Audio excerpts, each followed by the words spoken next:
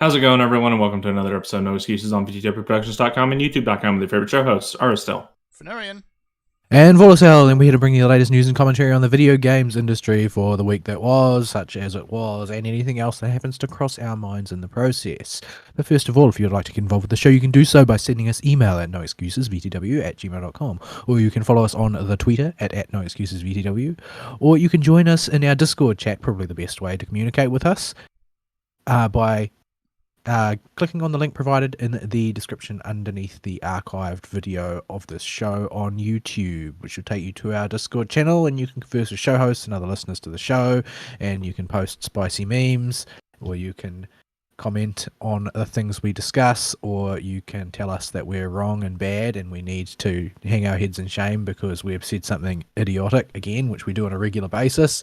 Yeah. We may or may not decide to recant, depending.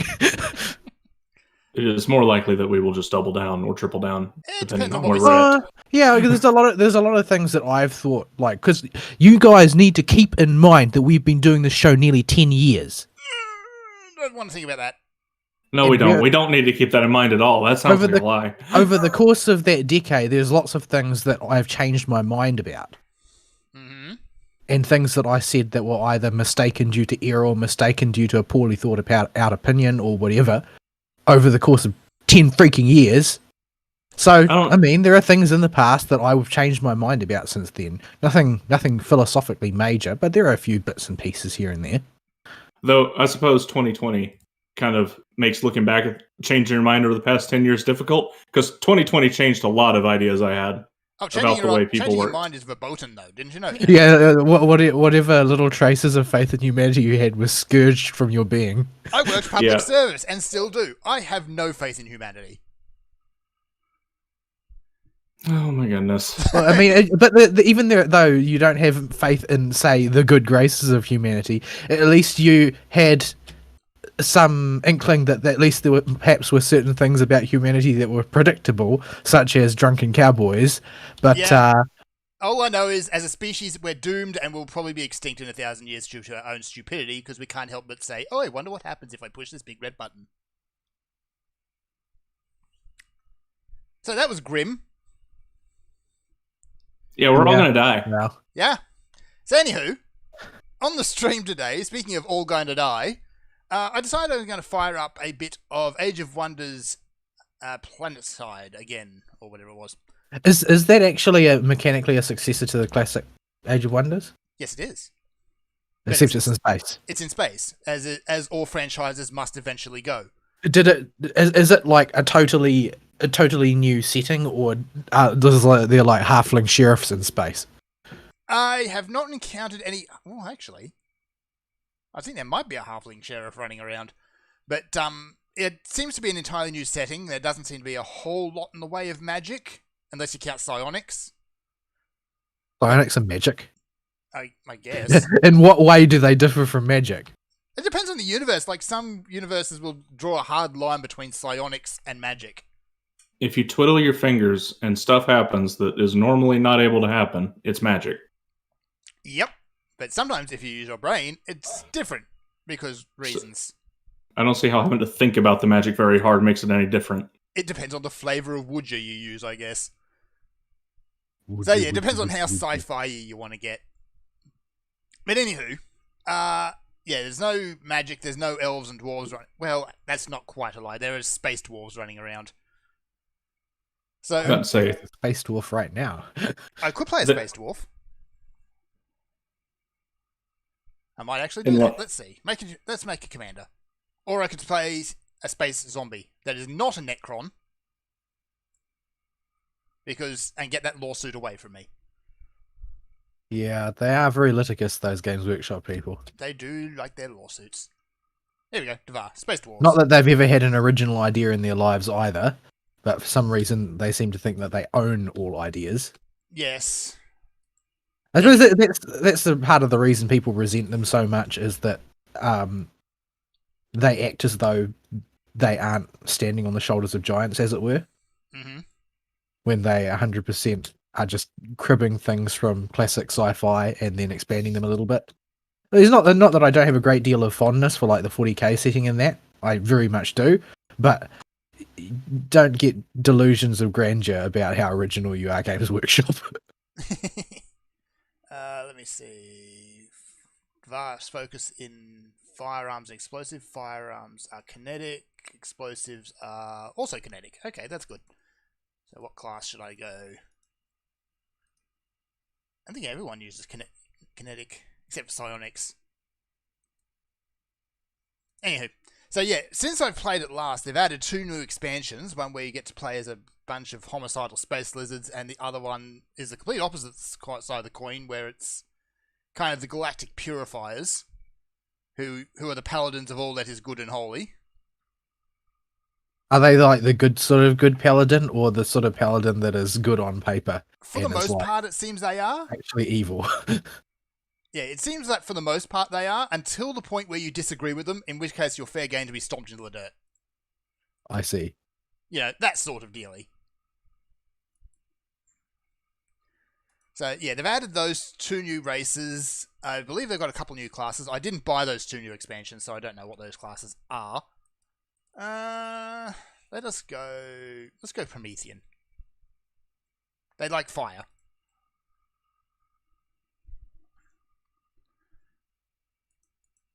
Do they also like feeding eagles liver? Maybe. What? Zeus chained Prometheus up to a rock on the top of a mountain, so an eagle could come eat his liver every day. Yeah. Oh right, he did, didn't he? That's not very nice. Yeah, that's where the association of Promethean and fire comes from. Well, I wasn't thinking about it at the time. I was actually thinking about how the dwarf complains that he doesn't like killing loot bugs because they're cute. Oh yeah, Deep Rock Galactic. We tried it and we found stupid restrictions. Yeah, so it turns out that with that game, Fern actually owns it through Microsoft's Game Pass thingy. Yeah. Is that what it's called? Yeah. The problem is that the Steam version, which I have, and the Microsoft version, which he has, are mutually exclusive. Yeah, you cannot play between the two. Which is unbelievably stupid and annoying and bad and dumb. If you're on PC, there is no reason for your game to not be cross-distribution service. No, there is not. You are a bad company if you don't let your copy of your game play nice with another company's copy of the game on their separate distribution services. Ugh, I can't words today. Yeah. I don't know what the motivation for it was, whether it was some weird exclusivity thing that they had signed, or whether it was something much more banal, like, oh, we can't be bothered trying to work out how to get these multiplayer platforms to mesh or whatever. Good old-fashioned laziness. Yeah, I don't know. But I'm disappointed in that, so we'll have to wait for the next Steam sale where it goes on sale. Yeah. Although, and we're going to segue from that to my next point, because I might not be buying much at the next Steam sale, because I'm going to say I've officially given up on this video card. So, yeah, I thought I had it all working and restricted to one game, but no, now it actually starts doing it while playing Binding of Isaac. And for those who've never played it, Binding of Isaac could run on a computer if that computer was a brick with a post-it note type stuck to it. So what are you experiencing now, as far as issues are concerned? It's still the same crash. It's just a solid, dead green screen, nothing. Oh. Full system crash. Yeah, you got something in there. It's a dodgy video card at this point. Do you have a test rig to confirm it's definitely the video card and not? Oh yeah, I can put my old video card back in it and it runs perfectly fine. Oh, so everything works fine with the older card. You just happened to draw the short straw when you bought your new one. Everything except for X, because it's X. So yeah, I'm just gonna go, screw it, I'm gonna replace it. But I actually looked at replacing it. Right now, it's really tough. Yeah, if I wanted to go for the same card, they've actually gone up maybe 400-500% in price. Yeah. Yeesh. Is that due to RAM costs or transistor costs or? I have no idea. It might just be that the Bitcoin scalpers are in there now. No, what happened was a bunch of electronics companies, especially US-based ones, had Well, gotten most of their supplies from China, from what I understand, specifically a region of China very close to Wuhan. And when the CCP shut down the country, there was a sudden outage of all those parts. So all kinds of computer parts just cost a mint to make now because they got to pay a premium to get them because they can't get them from the cheap Chinese labor camps. I see. So ATI cards have gone up, not ATI, AMD cards have gone up massively in price, but Nvidia hasn't. I was very fortunate when I got my video card upgrade last year, and that it happened right when the shortage was starting to hit and we were realizing how big a deal this was going to be. So I managed to get that deal with that company going, oh, we got this used 1080 we can send you instead of the the new 1070 you ordered. Okay. Sure. We'll do that. Yeah. So, yeah, I'm going to go for the Nvidia one. Either the 2060 or the 3060, depending on what goes on sale, I think. I can hold out for a couple more months. Then you're going to get the end of financial year sales, and yeah. I haven't bought a new graphics card in so long. I just haven't really felt the need to. I guess I'm not really that much of tier graphics whore. Yeah. Unless you're doing VR, you do not need anything higher than a 1060 to play literally everything. Yeah, my old car was a 1050, and the 1050 does like 80% of stuff fine. It doesn't have VR, and it doesn't have a connection for DisplayPort screens. At least that one particularly doesn't. And DisplayPort being the rather obviously named new step for computer screen connections. Yeah, well, you don't need that unless you've got some device to plug into it, so... Which I happen to, so... Although there's absolutely nothing stopping me switching it back to HDMI, because all it takes is an adapter. I'm not even sure what DisplayPort does. I've not looked hard into tech and tech advancements since I stopped really focusing on doing computer stuff. What advantage does it offer? That's the question. Like, why was there another transition in tech? Honestly, I have no idea where this one came from. I often start to wonder if they just do this sort of thing to make you purchase a new thing. It seems that way, definitely. So, yeah, I've just given up. When it starts crashing on a game that has zero graphical strength to it, like it would actually run on a onboard graphics chip, then yeah, no, there's no saving it, I think, at that point. Yeah. Is it a hardware incompatibility issue you're dealing with, or is it you got a bad individual item? I think I just got a bad individual item. Right. But yeah, I also bought it through Amazon, so the restrictions for the no questions asked, take backsies return policy is only 3 months. I see. And the company I sold it to turned out to be one of those fly-by-nighter ones that seems to pop up, they sell a bunch of stuff, and then they disappear, so... Oh, yeah, like half the people in my high school year set those up. Yeah. And they would sell computer parts and then they go out of business. Yeah. And they pop up all the time on Amazon. Yeah. So you've got to be careful of that, because, yeah, the first red flag should have been that model of card was supposed to ship with a pair of games. But since the game was Godfall and Shadowlands, I couldn't give a toss. So, yeah, lesson learned. Not a good lesson, but a lesson has been learned. Anywho, let's talk about something good, shall we? And that would be... Oh, shit. Should I actually save Monster Hunter for the week, since we have little in the way of news? You want to save it till the end, so you can go on a big rant about it? Yeah, might as well do that. It's up to you. Right. I don't mind how you handle it. Alright, we'll do that. We'll stick that on the end.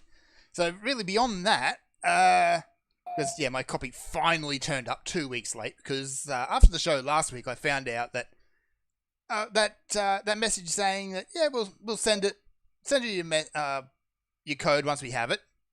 Yeah, it turns out that they hadn't actually sent it that Saturday or the Friday or whatever it was I had sent it. They hadn't actually sent it until Tuesday this week. So, Oh, ain't that lovely?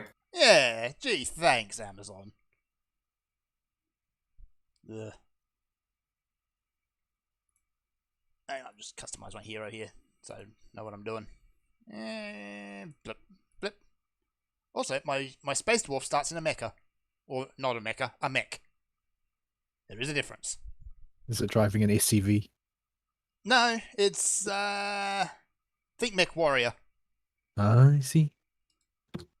Except kind of crap. Well, actually, a lot of the early game mechs in Mech Warrior are kind of crap looking. But does it have drills? It does not. There is no piercing the heavens going on here. What sort of dwarf pilots are mecha not equipped to dig? I don't know. One who likes guns and flamethrowers, I guess. Anywho, so really beyond that, my week is anime. Dug into some of the new stuff, and I watched the first episode of Slime Diaries, and I can't say I was impressed. No, it's really not very good. No. In any respect. There's no aspect of it that is worthwhile. The only good thing I can say about it is, okay, it gives some side characters a moment in the spotlight. I don't feel like it added anything to any of them, though. Oh, no, it Like, didn't. it's not like it's, and I mean that in an even more rigorous and literal way than I would normally say that. Like, I don't expect character development. That's not what I'm saying. But none of the jokes were jokes that they haven't already done before in the main series. Yep. And that was the thing that I thought was very, very lacking. It's like, why did you even bother? Why make this if you don't have any original material? Yeah, it's like, here's Gabaru being hammy, and here's Shion being a terrible cook who can somehow ruin tea.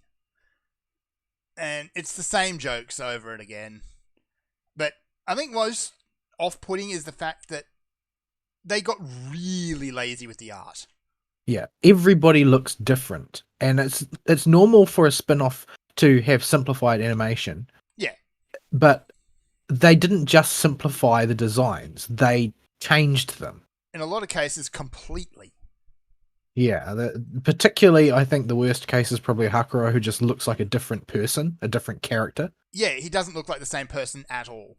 But you've got some characters who look more or less the same, and then Hakuro, who looks completely different, and then you've got Ranga, who looks fluffy and cute for some reason, and then Geld, who is some sort of spherical abomination. Well, I mean, Geld was always sort of a spherical abomination, but like the for instance that the orcs have sort of like hoof type fingernails, for instance, is something that's pretty well established by the drawings in the previous animation. Yeah, they're hoofy. But he's just got normal fingernails now. They just completely abrogated that particular detail. Yeah. Entirely. And completely blank eyes for some reason. He's him and some, but not all, of the orcs have that. Yeah, I don't know what's going on. It really has a strong sense of, you know, they subcontracted this to some really cheap animation studio in Korea or China, and they've totally phoned it in. Yeah. So the end result is just yuck. It didn't have to be, but yeah, it just looks awful. It's a very much just a cash grab series from what I can see. Like it doesn't add anything to the setting at all. It's not beneficial to the franchise. It's just, oh well, we'll put some cheap gags in here and then slap this franchise IP name on it, and we'll make money off all the people who are waiting for the next season of the main series. Like, that's all it does. That's its only role. Yeah, like, there's nothing wrong with doing that, provided you still provide something that's enjoyable. But I expected it to be like a 10-minute series, though. Yeah, I didn't expect it to be a full half hour of, like, Yeah. If you're going to cheap out on the runtime, not on the quality. But they could have easily cut half of that episode and lost nothing. Like, even if it was just like 5 minutes of Gabaru being Gabaru. I would have watched that. Gabriel is a little bit flanderized in the animation, I have to say. He's still vocally referred to as an idiot by Rimuru at every opportunity in the book, but he's also described as being kind of a prodigy. Mm-hmm. Like the fact that he behaves like an idiot is sort of that's a concern that's orthogonal to his actual talent. Like he's described as somebody who just has he's an excellent general. Like he's extremely strong grasp of sort of broad combat tactics, of controlling troops and of inspiring them. Yep. Like he's referred to as a prodigy. Like for his particular narrow purposes, he's prodigiously skilled, and you can really count on him to do a good job. The problem is that he's also Gabiru. Yes. And Rimuru says several times in the book that I thought about praising him, but then I decided not to because it would go straight to his head. Yeah. Because he is a gifted general, but he is also a flamboyant idiot.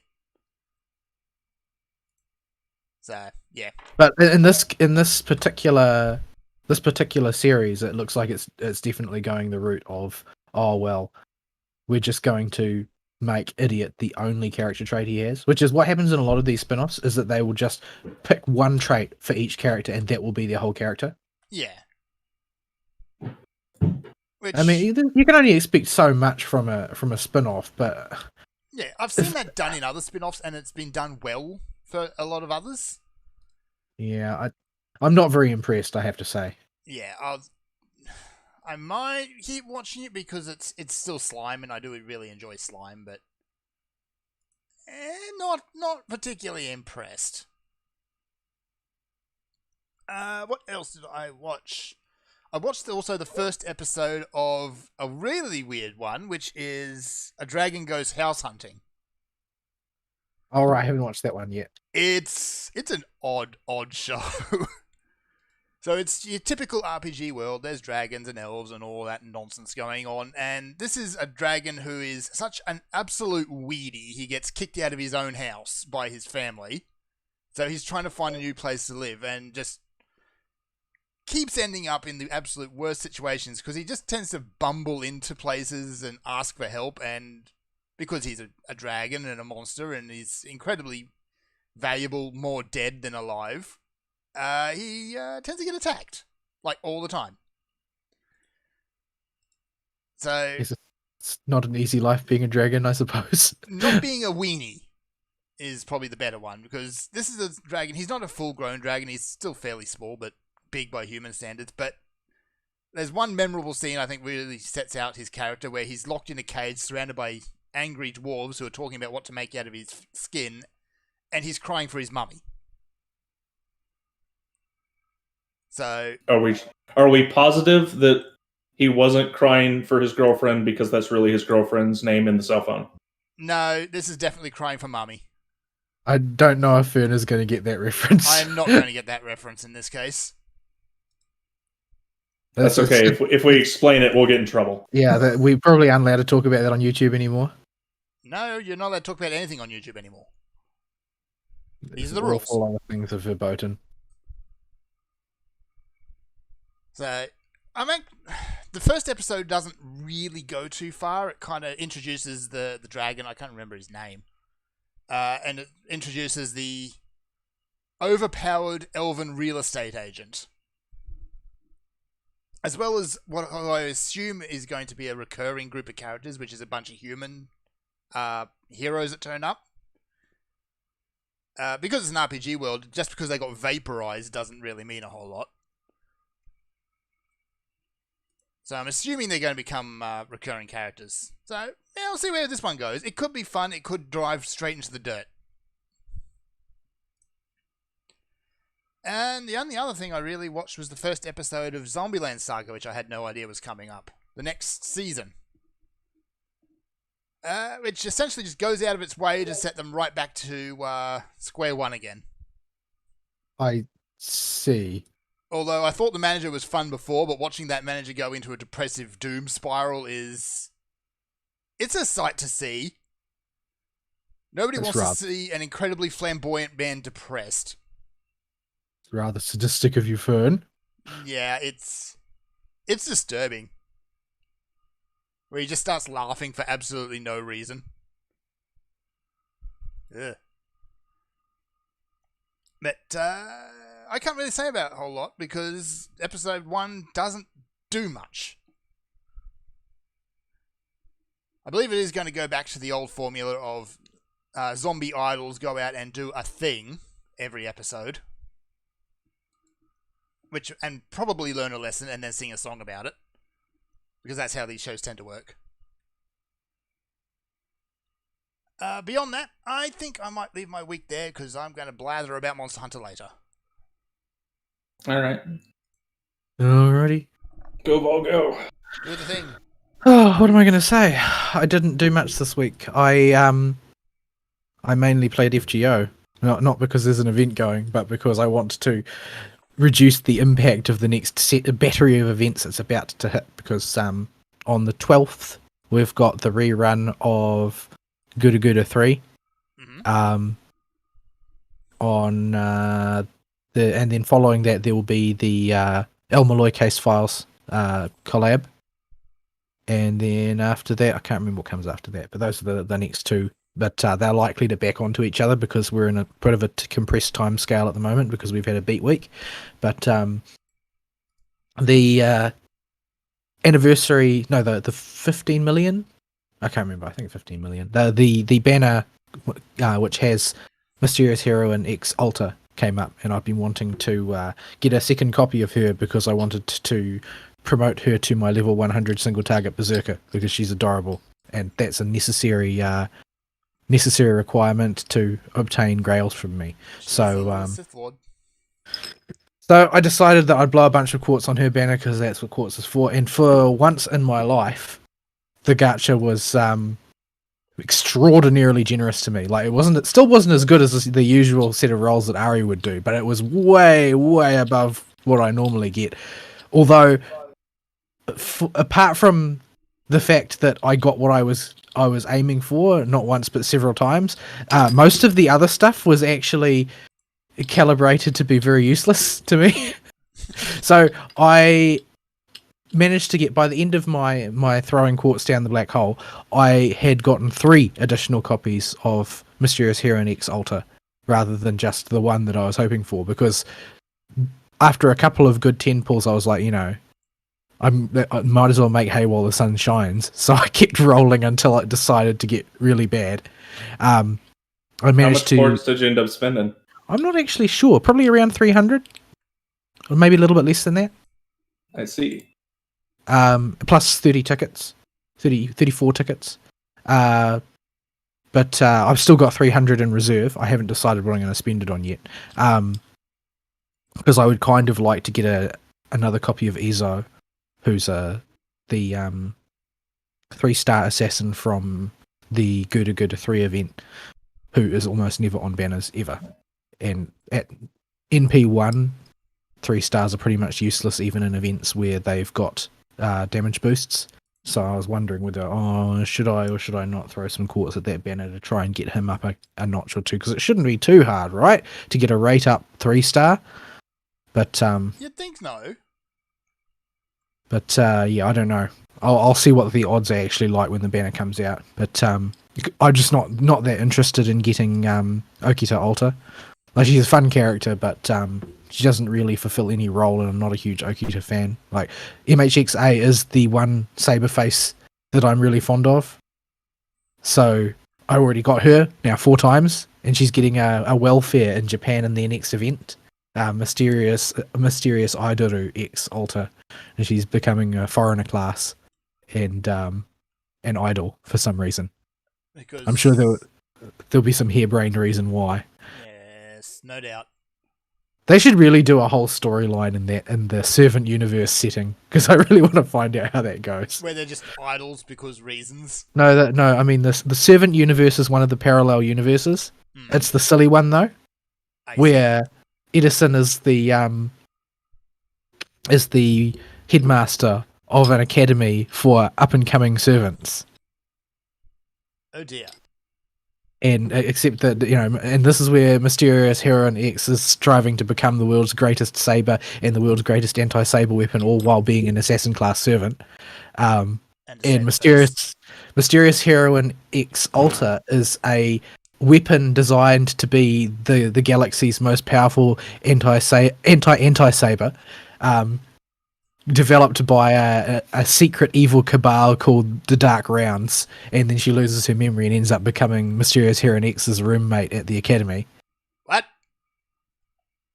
This story is told all in a very, very compressed fashion as a trial quest for Mysterious Heroine X Alta when she first came out. It's very silly, like extremely silly. I see. This is all very confusing, and I have no idea what's going on. Yeah, like I said, I think of the Servant universe as the Disgaea universe for Type Moon. Like everything that happens there is incredibly loud and colourful and silly. And even when it's supposed to have serious overtones, it's impossible to take it seriously. But yeah, so I got a bunch of copies of her, but the additional stuff that I got along the way is I got Vlad III from Fate Extra, I got Prince of Lanling, I got Nezha, I got Berserker-Lot, I got... Did I get anything else? I got another copy of Fran, I got another Black Grail, and I managed to MLB the whatchamacallit, the 5-star craft essence, which was on Rate Up, which is good because it's a pretty decent one. It's not like top tier, but all of its stats are in attack, which is always the best thing for a craft essence, and it's got 30% Noble Phantasm gain up and 20% additional Noble Phantasm damage. So for things that are going to be spamming a lot, it's a pretty good CE. But yeah, so I made out like a bandit on that banner. And Yeah, I'm wondering what's going to happen next time I try and roll for anything. Unspeakable grief. He was messaging me the whole time he's rolling on this thing, telling me everything he's getting. And I'm like, there's a lot of things I could say right now. And good, bad, positive, joking, or neutral. Every single one of them is just going to set him on a tangent. So I'm just going to let him have his rolls and have fun. Yeah, I wasn't around when you were doing that, so yeah, I just came back to the big list. Yeah, I didn't rattle all of them off. I just mentioned anything that was particularly notable, but it was kind of strange actually seeing reasonable amounts of good stuff coming out. Yeah, the problem is that never that nice to you. Virtually everything that I got except for Mysterious Heroine X and the one Fran that I got was a first copy. So relative to my established roster, they're all actually kind of useless. Because my roster is pretty much settled now. The stuff that I'm using, it's still got some holes in it. Like I don't have a really solid offensive AoE caster, for instance. But I mean, I can cover for that using alter egos and such like. But so there are holes, but by and large, most of my roster is quite settled, and the servants that I use for each task are quite well developed. So a lot of the extra stuff I got is not actually very useful. Like, for instance, Lancelot is an extremely good servant to Berserker-Lot specifically is an extremely good servant to use in conjunction with Skadi's system. Mm-hmm. The problem is that unless he's at about Noble Phantasm 3, he's actually almost entirely useless as a servant.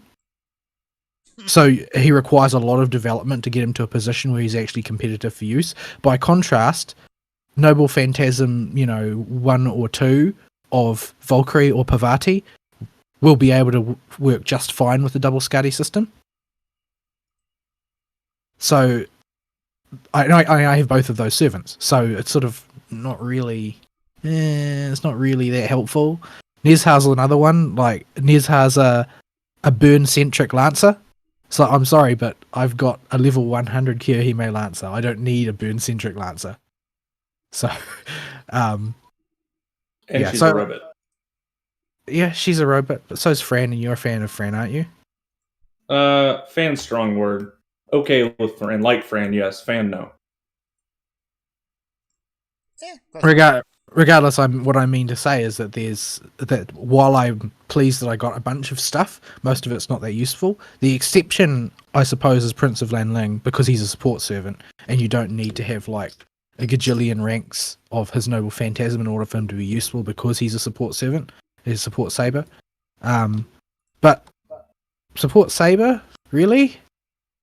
I can't really think of that many situations where that's actually what comes to mind. I totally really want to use a support saber here, but I mean, he does have his uses. He's a good servant, there's no question about it.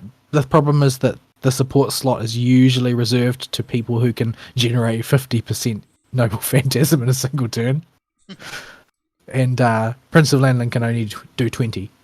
So yeah, and he's also he's one of those support servants who improves lots of things a little bit, rather than having one defining thing that, oh well, this particular thing here will mean that he's very good at emphasizing this particular team. He leans heavily arts as far as his support skills go, because he has a party arts up skill, but by and large, he mainly is, oh well, he'll give you some damage cut, he'll give you some attack up, and the damage cut is a trivial effect, painfully trivial in fact. Noble Phantasm level 1, it's a damage cut of 500. You're not even going to notice that. Ridiculous. His overcharge though is a 30% attack at 100%, up to 50% at 500%, and he's got a guaranteed NP gauge down for the opponent, and which can be helpful for stalling, especially if you can use this arts up to loop you into another one. You can put off a Noble Phantasm for a few turns, and he emphasizes Stargin as well. So he works best, I would say he probably works best with someone like Saberlot, probably. Yeah. Unfortunately, I don't have him. So, so the most useful servant that I got, given that they're all coming out at NP1, is also one that I don't have the accompanying servant to go with, really, because my premier sabers are Bestburb, Benienma, who is a sort of a support saber who does niche damage, therefore doesn't really benefit from having specific saber support for her because she provides tons of support on her own, and Munanori, who is like a one-hit wonder. You stack everything on him and then you fire him off at the enemy, and that's what you do with him. You aren't really trying to go turn over turn over turn, because he only gets about one turn of really good damage, and then it's really hard to line up the next turn. Like sometimes you get 2 back-to-back strong turns, but that's about it. So yeah, I'm sort of unhappy and extremely happy, because I'm extremely happy because I got what I wanted, but I'm unhappy because I feel like I bled a lot of karma for not really very much benefit in some ways. But you know, overall, I'm very pleased with this run, provided that it doesn't have too much of a backlash effect on me later. I'm looking forward to doing the next Guda Guda event, because each successive Guda Guda event is more playable than the previous one, I suppose you could say. Playable's one word. Incredibly silly is another. The thing is that Legend of the Imperial Capital Grail breaks from the other Guda Gudas. The previous two are very silly. It's completely absurd. Legend of the Imperial Capital Grail is a serious story. In a Guda Guda setting? Yes. This... In a Guda Guda setting. Like the thing, it's sort of, the story that is being told is serious. It's very serious. The problem is that there are also little Nobus everywhere. Yeah. And this is just a thing that is happening, is that, oh, and there are Nobus. In addition to this incredibly serious sort of, set in World War II, end of World War II, story. This is the story, is sort of an offshoot of the story that eventually goes on to become Fate Redline. But yeah, it's a serious story, except with Nobus for no reason. Nobus everywhere for no reason. Quite literally, that's exactly the case. Little Nobu's everywhere for no reason, and also we're telling this actual story. So it's a full Grail War event. Basically, it's not like the previous Goo Goo stories were basically this is what happens when Nobu is left unchecked for too long. But Yeah, so suddenly this Nobu's everywhere. this one will be followed up by the Case Files one, and I'm thinking about rolling on that banner for Rhinus since she's a favourite character of mine, and that will probably be followed by Goo Goo 4, which I don't know a great deal about. Would it be worth rolling? Is there going to be a waiver up on the Case Files one? There will, I think, be a waiver up, which is tempting. Hmm. I think that there's a waiver up. I'm not actually 100% It would make a sure whole lot that of there sense would if be. there wasn't. Well, it's the way it's presented is that it actually Rhinus is the central character, Waver's sister, not Waver himself. Is the way that they have advertised it anyway. I go to pretty significant lengths to avoid getting spoiled on these things. Yep. But yeah, so though that's the April events are going to be Gooda Gooda Rerun and Elmaloy Case Files, and then there's at the start of May there's sort of like one of those mini story based ones, like the mystery one that they did last year. It's just a mystery VN, and there's not really any combat to speak of. Yeah, they're doing another one of those, and that should be the first half of May, and the second half of May is the next Lost Belt, Right. which is the Indian Lost Belt, Bollywood Dragon Ball Z. But yeah. Is there actually a waiver and weight rate up? There should be. No, I can't see one. I can't see a waiver rate up. Maybe they feel that's giving away a little bit too much. But the rate up will be Rhinus, Babbage, Estrella, and Emir Alta. No, not Emir Alta. Emir Assassin. Right. But yeah. What else did I do? Anime that I watched. What was there? I did watch the slime one, as I mentioned. I watched the Dragon Maid one, but the Dragon Maid one is like the opposite of the slime one, in that the episodes are about 1 minute long, and there's no compromise on the production values. Although the production values for Dragon Maid were already quite low, so you probably couldn't compromise even if you really wanted to. Yeah. But it's for the opposite reasons. There's not really any purpose for it to exist, because it's just too short, is what it comes down to. Like it's how it's a series based on the 4-coma format, right? Mm-hmm. The four panel gags. It's literally one 4-panel gag in an episode. That's it. That's the whole thing. For the whole episode. Yeah. Yep. That's the whole episode. Normally they string like 5 minutes worth of them together for these type of shows. Yeah, well, they did one last season for Azure Lane, and they fill about 8 minutes with the sort of mini storyline. And the mini storyline for Azure Lane Slow Ahead, in the manga format, I think is usually about 3 or 4 4-panel gags, sort of thing. They do it's not, they're not strictly 4-panel format, but it is arranged kind of like that. In that they will tell a mini story arc over somewhere between 2 and 4 pages of manga, and that's the way it's set up. But and that worked quite well. They're sort of the right length, so that they're not long enough to get bored of them, but they are long enough to fit tons of fan service in, which is really what Azure Lane's all about. But yeah, so that I felt was pitched at the right length, but you've got Slime Time, which takes too long to say nothing, and the Dragon Maid one, which you blink and you miss it. So, oh well.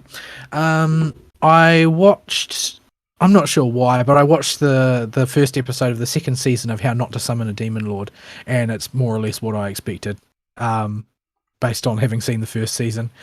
For those that don't remember, this is a standard isekai, except well, let's get this out there. You've got to position this in the field first because of the number of different shows. So basically this is a fan service centric show.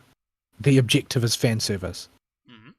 In fact, the one that will appear on streaming services is probably, if it's like previously, it is a censored version, relatively relatively aggressively censored because of how unbelievably salacious the actual full one is, despite which I don't think there's actually any full frontal nudity, but I'm not sure about that because I haven't watched the uncensored version. I'm just going on by what I remember about the discussions on the topic. But because it's so salacious, then it does have a censored version that is what's typically on streaming services, and the uncensored one is the one that appears on the Blu-ray later or on the late night networks in Japan. But this is the one where basically there's these two girls who are both attempting to summon. I don't know if they're attempting to summon a demon lord or whether they're just trying to summon something powerful, but they're both attempting to summon and then bind the demon lord. So they summon the demon lord, and the demon lord is of course the isekai guy. He was like one of the pinnacle players in the MMO or whatever, and he gets summoned as his character.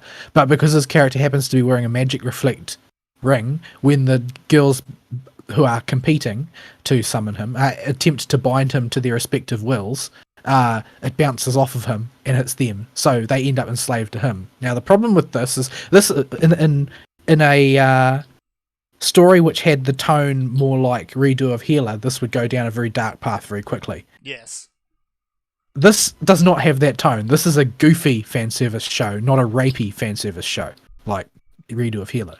So this guy that is summoned is basically roughly as socially adept as you would expect for somebody who has managed to know life his way to the top of an MMO. Mm-hmm. And so he can't deal with talking to girls at all. Prime isekai material, in other words. Yeah. So he's now got these two girls who, one of them is playing for Team Boobs of Truth and the other one is playing for Team Flat as Justice. And one of them, and the former has elf ears and the latter has cat ears. So, two fetish engines. Because of course. Are now enslaved to his every whim, but he can barely bring himself to look at them. And his way of coping is that, he figures he's been isekai'd, he knows how this goes because he's a geek, so he reads light novels and whatnot. And his method of dealing with this is to just dig deep into the tunie and never break character. Just be his character, Diablo the Demon Lord, all the time. Okay. He basically buries himself under the covers of Tunie to avoid any of his insecurities leaking out. And so, he has to act in a ridiculously flamboyant manner all the time, because if he doesn't, he'll collapse into a pile of anxiety. So this is how he goes through the world, and basically has multiple run-ins with various buxom ladies in various states of undress for various reasons. And this is how the story proceeds. All the while he's doing his isekai thing of trying to work out how the rules of this world work and how he can, get by and whatnot. And it seems like the second season is more or less a retread of the first season with different girls. Right. So in other words, it's exactly what you would expect. So if you watched the first season and thought that it was really funny, for whatever reason, then the second season will probably work just as well for you, I would say.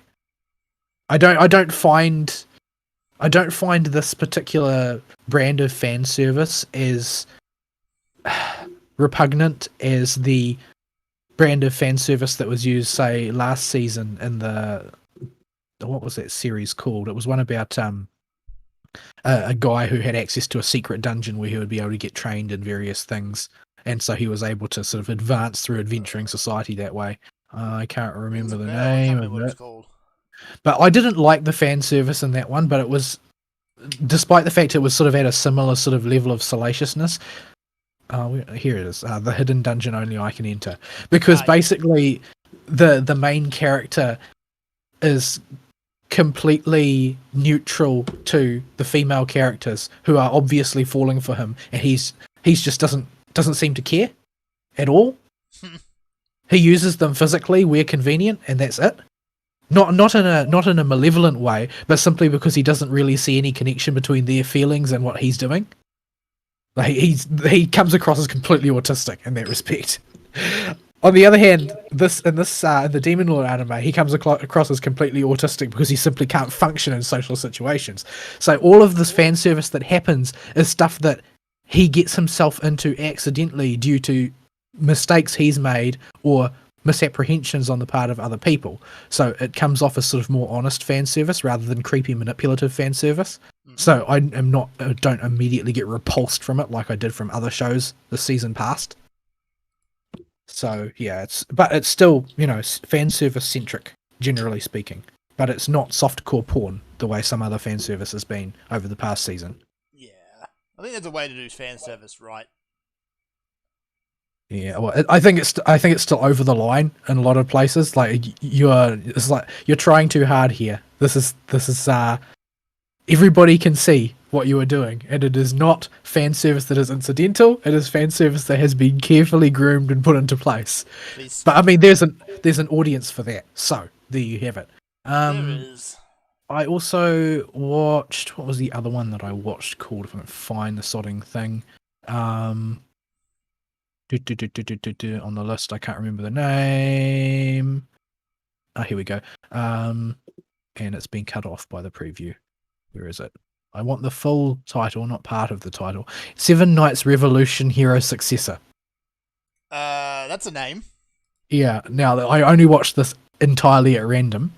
But from the first episode, from the pilot episode, all I can really say about it is incredibly generic. This is basically just a fantasy story. There's in the history of the world where it's set, there are sort of 7 powerful knights managed to defend the world against evil or whatever. But there's an ongoing threat of these sort of monsters that will kill people and then parasitize them and turn them into more of themselves, and this is an ongoing and encroaching threat on civilization in this fantasy setting. And generally speaking, the spirits under the guidance of their local goddess, the spirits who of the heroes who previously defended, each generation will find a person who's sort of like roughly in line with their soul's wavelength type of thing, and then they will inherit the power and become their successor as a hero fighting this ongoing battle. And of course the main character is one of these, and in a crisis during the pilot episode discovers that he's got this power, and then he goes off to hero school basically. So it's incredibly generic, well tread ground there. Nothing much to say. The only thing that I would say is that the action scenes, of which there are many, are very disappointing. They have every shortcut to avoid showing the action is taken. So you are left with a very strong impression that a fight took place, but no idea what actually happened in it. Because everything is like rapid cuts and extreme close-ups. Okay. So you can't tell any fighting is actually happening other than the fact that before there was no fight and after the fight is done, and you know that there was something happening in the middle, but the camera was moving too fast. It's awfully familiar. I think another show did it fairly recently too, where they just did it really, really cheap. It'll probably come to me later. At any rate, that was the impression that I got from it. So I certainly can't give it any kind of recommendation based on that, and I don't expect that to change. I expect it to be sort of a generic comfort food anime for the people who like the fantasy genre. Mm-hmm. And I do, so I'll probably watch more of it unless it does something to offend my sensibilities later down the line. But there are a bunch of other ones that I'm going to try out this season, but those were just the ones that I got to last night before I realised I'd had too much to drink and I needed to go and have a headache.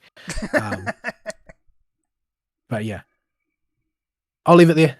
I don't think I've got much else to say. All right. All right. Do you want to jump? We're not quite. You want to jump in straight into your week then? Yeah, we're not quite at an hour yet. So, my week. You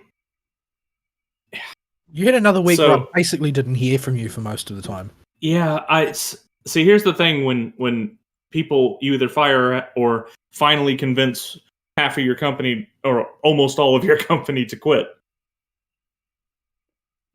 you get stuck with what's left over, and the little jobs they did do all get dumped on top of me. And while I can do it, it consumes literally all of my time.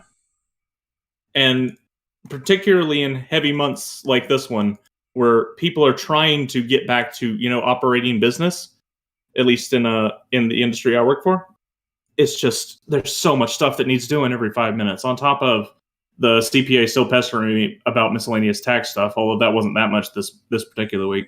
It was just there's a lot of stuff to do. What does that stand for again? Because every time you say that, if it's in America, I think it's Child Protection Agency, and if it's in the Commonwealth, I think that it's Crown Prosecution Agency. So both of which are bad. I need to add something to my mental lexicon in order to translate what you're saying in real time. I forget off the top of my head. Let's see. What does CPA mean? Certified Public Accountant. Right. So is that like a chartered accountant, or is that different from a chartered accountant? It is somebody that chartered accountant, not a generic term. That's not something we use in the U.S., but it is a generic person with it. Yeah, it's a person who works for a company, and that company's job is to hire other accountants that they then will say, "Hey, look, we have all these accountants. You need an accountant in order to file stuff with the federal government because federal law says so. And if you don't have anybody trained on staff, you can pay us money to do it instead." And that's what a CPA is.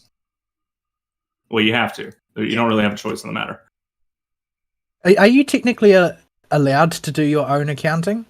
Or do you have to get a certified accountant to do it? Like, let's say that you had all the knowledge, but you didn't have the certification. Could you do your own stuff? You might, depending on what your state laws are like. Because they do, for some reason, have that on the books. That you got to have the proper people certified handle certain aspects of the filing. Right, so it depends on state and situation. Yeah, I think we technically could. I have not gone to school for accounting. I do not have an accounting degree. I do not have the little certificate that says I can send stuff to the federal government. So we have to hire a CPA to do that. I presume that the reasoning is just that, well, I mean, if you allowed any old hick to file their accountancy stuff, then there would be a huge amount of bureaucratic time wasted on returning things to sender because it was done wrong. Yeah. Yes. So they pass that off to the CPAs. And their job is to sit there and send me emails or call me on the phone and go, "Hey, that's great. We got the last batch of stuff you sent me. Send us more, and we need this stuff too." Oh, joy. And it's always some dumb form from the bank or from last tax year or from our in-house bookkeeping, even though they have access to the entirety in-house bookkeeping and could just print it themselves if they looked around the QuickBooks application for more than 5 seconds. But yeah. So while taxes are ongoing, they're not the primary problem right now that gives me no free time. It's just I got too much to do. I'm working 7 to 7 days, and when I get home, I'm dead. And I just don't feel like doing anything. So I did not do very much for leisure stuff this week. I did watch or finally get caught up on Slime Time, the main series, not the Diary series. I've been quite a bit behind. So they're going about how do I describe this? It's going in the direction I expected it to, but not quite as hard as they are. I was, when I read the book, I was like, wow, I didn't expect it to get that dark that quickly. Yeah, as soon as I expected us to get somewhere around here sometime, but it happened immediately as soon as that troop of other worlders shows up. Oh yeah, that escalates everything really quick. Yeah, they are just awful people. Yeah, well, I mean that's the thing is that what I felt about that, as I think I said on a previous show, is that that's probably more likely what you would get in an isekai situation. Where you're suddenly given, unstable, irrational teenagers have suddenly come into ridiculous amounts of power that allow them to exert their will over other people. Yeah. Yeah, just watching the main Otherworld guy just crush his friend's head and just off camera, and you see the blood splatter. It's like, yeah, that's way darker for Slime Time than I was expecting. Oh yeah. It gets grim quick. So, the Resurrection plot, given the amount of showtime they spent with it relative to this series' arc length, I'm more okay with it than I think I would normally be. It was also the point was not the resurrection. The point was to give Rimuru would have been happy to do nothing, to wallow in luxury. And the point of the resurrection plot is to give him a really strong motivation to enter the big leagues. Yeah. So they go through with that. Normally, I hate resurrection stories. I think if you're going to kill a character, you need to properly set it up and have them killed at the appropriate time. And really plan your story around the fact this guy's not going to stay alive as soon as the character pops in your head. Well, I really think that this is one of probably only a handful of ways in which it's really forgivable. In that the purpose was never to kill Shion or any of these other characters. The purpose was always, Rimuru needs a reason, that he needs the sort of power that allows you to break the laws of the world and a motivation to do anything to get it. And this is one of the very few ways that you can accomplish that. So it was interesting to sit there and go through it. I liked it. I didn't like it as much as the first season when the show was still fresh. And a lot of it, I think, I'm noticing a problem I'm having, and it's a personal problem, with just media saturation, where it's very hard for me to see things that I know are good as standout, super good examples of something that's really enjoyable and I can recommend to anybody. It's just, I've seen so much media and consumed so much of it. I'm hesitant to call anything great anymore. Mm-hmm. And most stuff, even if it is really good, takes some doing to get stuck in my head. I'm not sure that I've actually seen anything great in a long time. Yeah, that's the other thing. Most of the stuff we get nowadays is objectively worse than what came before, but it's just it's hard to tell whether it's that or just the oversaturation of media I have. Yeah, there's also the issue, especially with games, but even in a running series, is something that's good now might not stay good. Which is a good segue. Okay. So the Ward audiobook is continuing, and because I like the guy doing the audiobook, I'll probably continue to listen and see what's up with his reading of the audiobook. But it really just emphasizes how bad Ward is compared to Worm. He's Ward almost done with now. Ward did not. Ward is bad. Really bad. In a lot of ways that I just didn't think about while I was reading it, because I was reading it week to week. When you hear a chapter in full in audiobook length and then you go immediately to the next one, it doesn't have the same kind of flow or pacing. It has way too much SJW pandering in it. And even though it looked like Wildbow was going to veer away from it in around Arc 9 in Ward, he dives head first back into it and changes his tune completely by Arc 16. Yeah. It's just it's unfortunate. Another one lost to the woke culture, and I don't think there's any saving him. It's going to be hard to go into any of his stuff blind after this one, because it's really bad. He had previously come out strongly against the cancel culture stuff and all the stuff to do with making every single character LGBTQ whatever, but he has totally bent to it and started doing the exact same thing he used to criticize people for. Yeah. It gets really bad. So I don't know if I'll be recommending him generally speaking anymore, in case people come across his works Warden later. That they'll just probably not be something I want to recommend to people, because I don't want to spread that kind of idea around. But Worm's still fine. if you want to go read that. It's still a really long read or audiobook listen. An amateur audiobook listen at that. Yeah, we've said it before, just especially the early chapters, the quality is all over the place. But what was that meme word? Hyperbole. Yeah, Hyperbole, that was the one. Yeah, he still gets crap for that. Also, Queen. Just Queen. Oh yeah, that arc. Yeah. Somebody's girlfriend was doing the audio. What's wrong with you people? But yeah, it gets really bad in Ward. They focus way too much on the characters crying about how psychologically damaged they are, instead of learning to live and deal with it like they did in Worm.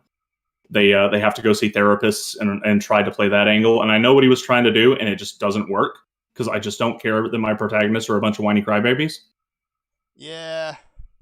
That need to go see a counselor over every little thing and have their psychological condition analyzed over every little decision they make. So it turned into an angst fic. Yeah, pretty much.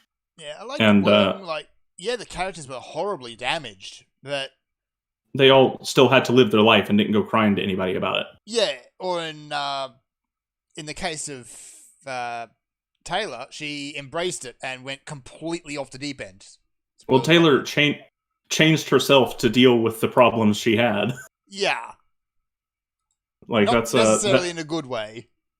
She did. There was none of this. I need to call the therapist and have a nice long talk with them, and then get evaluated by the protectorate and make sure everything's okay and that I'm mentally no, none of that. But that's all overboard, and you can glance over it when you're reading and roll your eyes when it starts to get too much and start speed reading.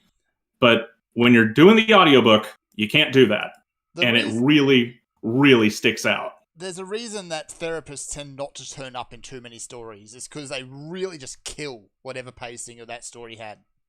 Yeah, and it's really bad. It's just a bunch of characters. Yeah, unless it's a story that's built from the ground up with that sort of theme in mind. It's just well, there are a lot of stories that use it. There are a lot of stories that use it as just a plot device. Like the story is told in context of the therapy process. Yeah, and that's fine.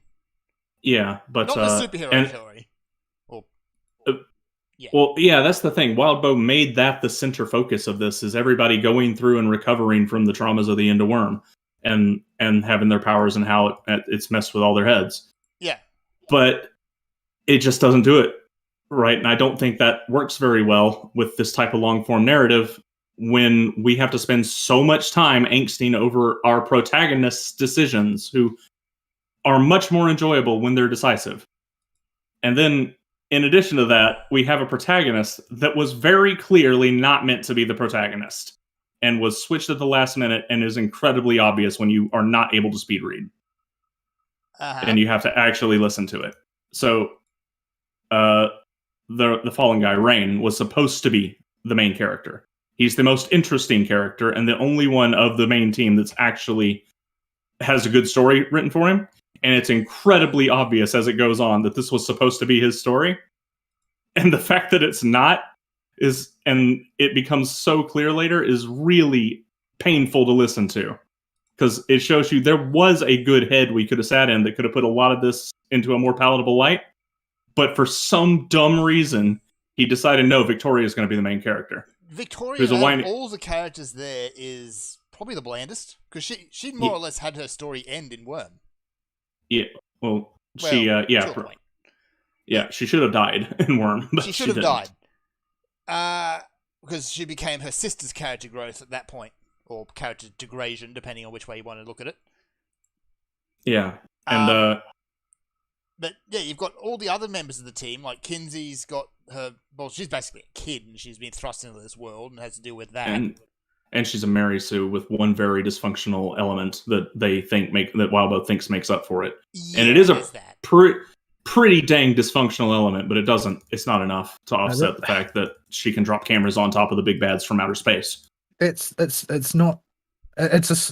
you have to offset the pseudonym of your character, it means you've already made a mistake. You already designed the character wrong. Your character is already a Sue. Like it's not an RPG. You don't, balance your positive traits with your negative traits in order to balance out your character creation system. That's not how it works when you're writing.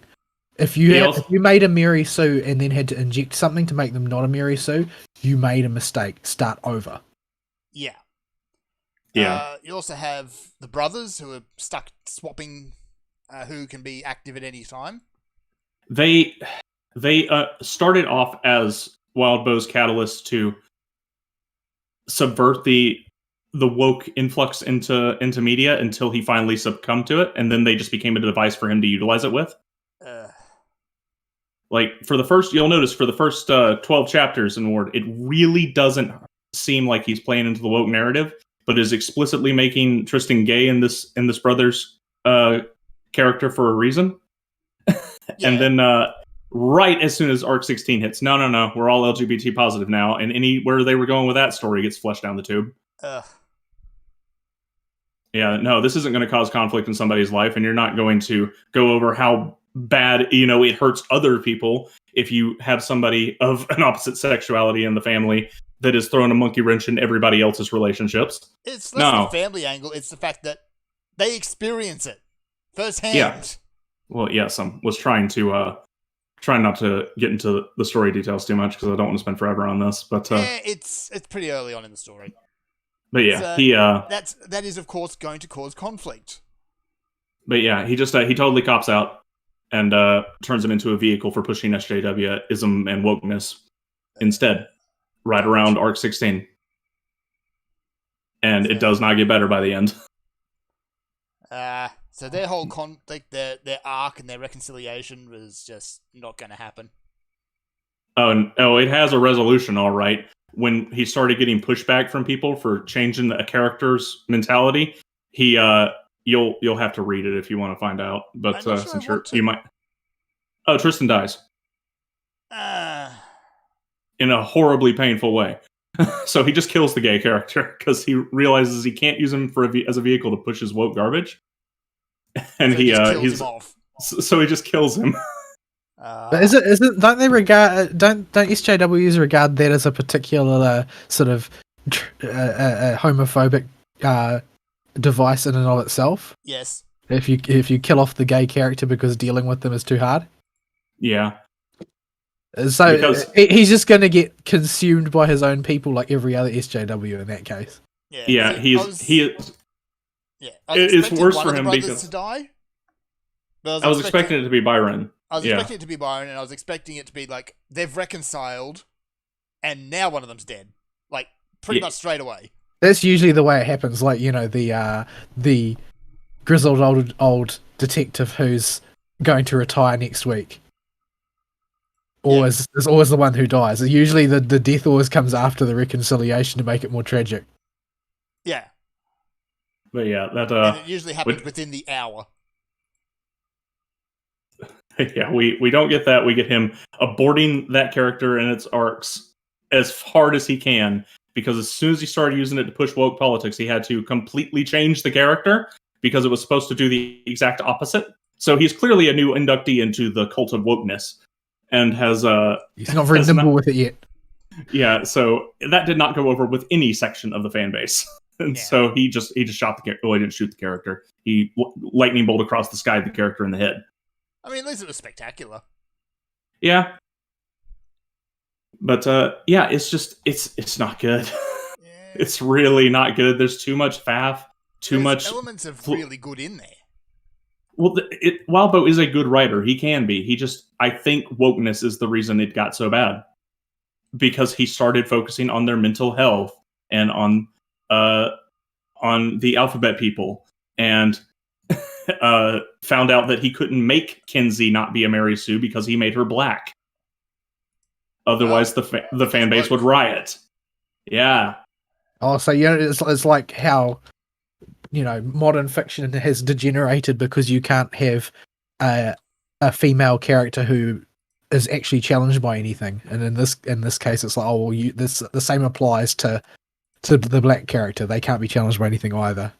Yeah, the fandom would start screeching racism anytime Kenzie wasn't a perfect Mary Sue in everything she showed up in. His hands were already tied by her being a kid.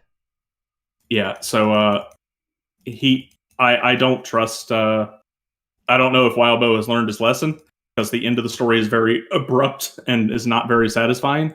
It's an ending, all right, but it leaves a lot of stuff open for him to go think about it, and maybe he'll be the 1 in a million that comes out of it and realizes he done goofed, or more than likely he's a write-off and not an author to be trusted anymore with any of his work from here on. Well, only time will tell.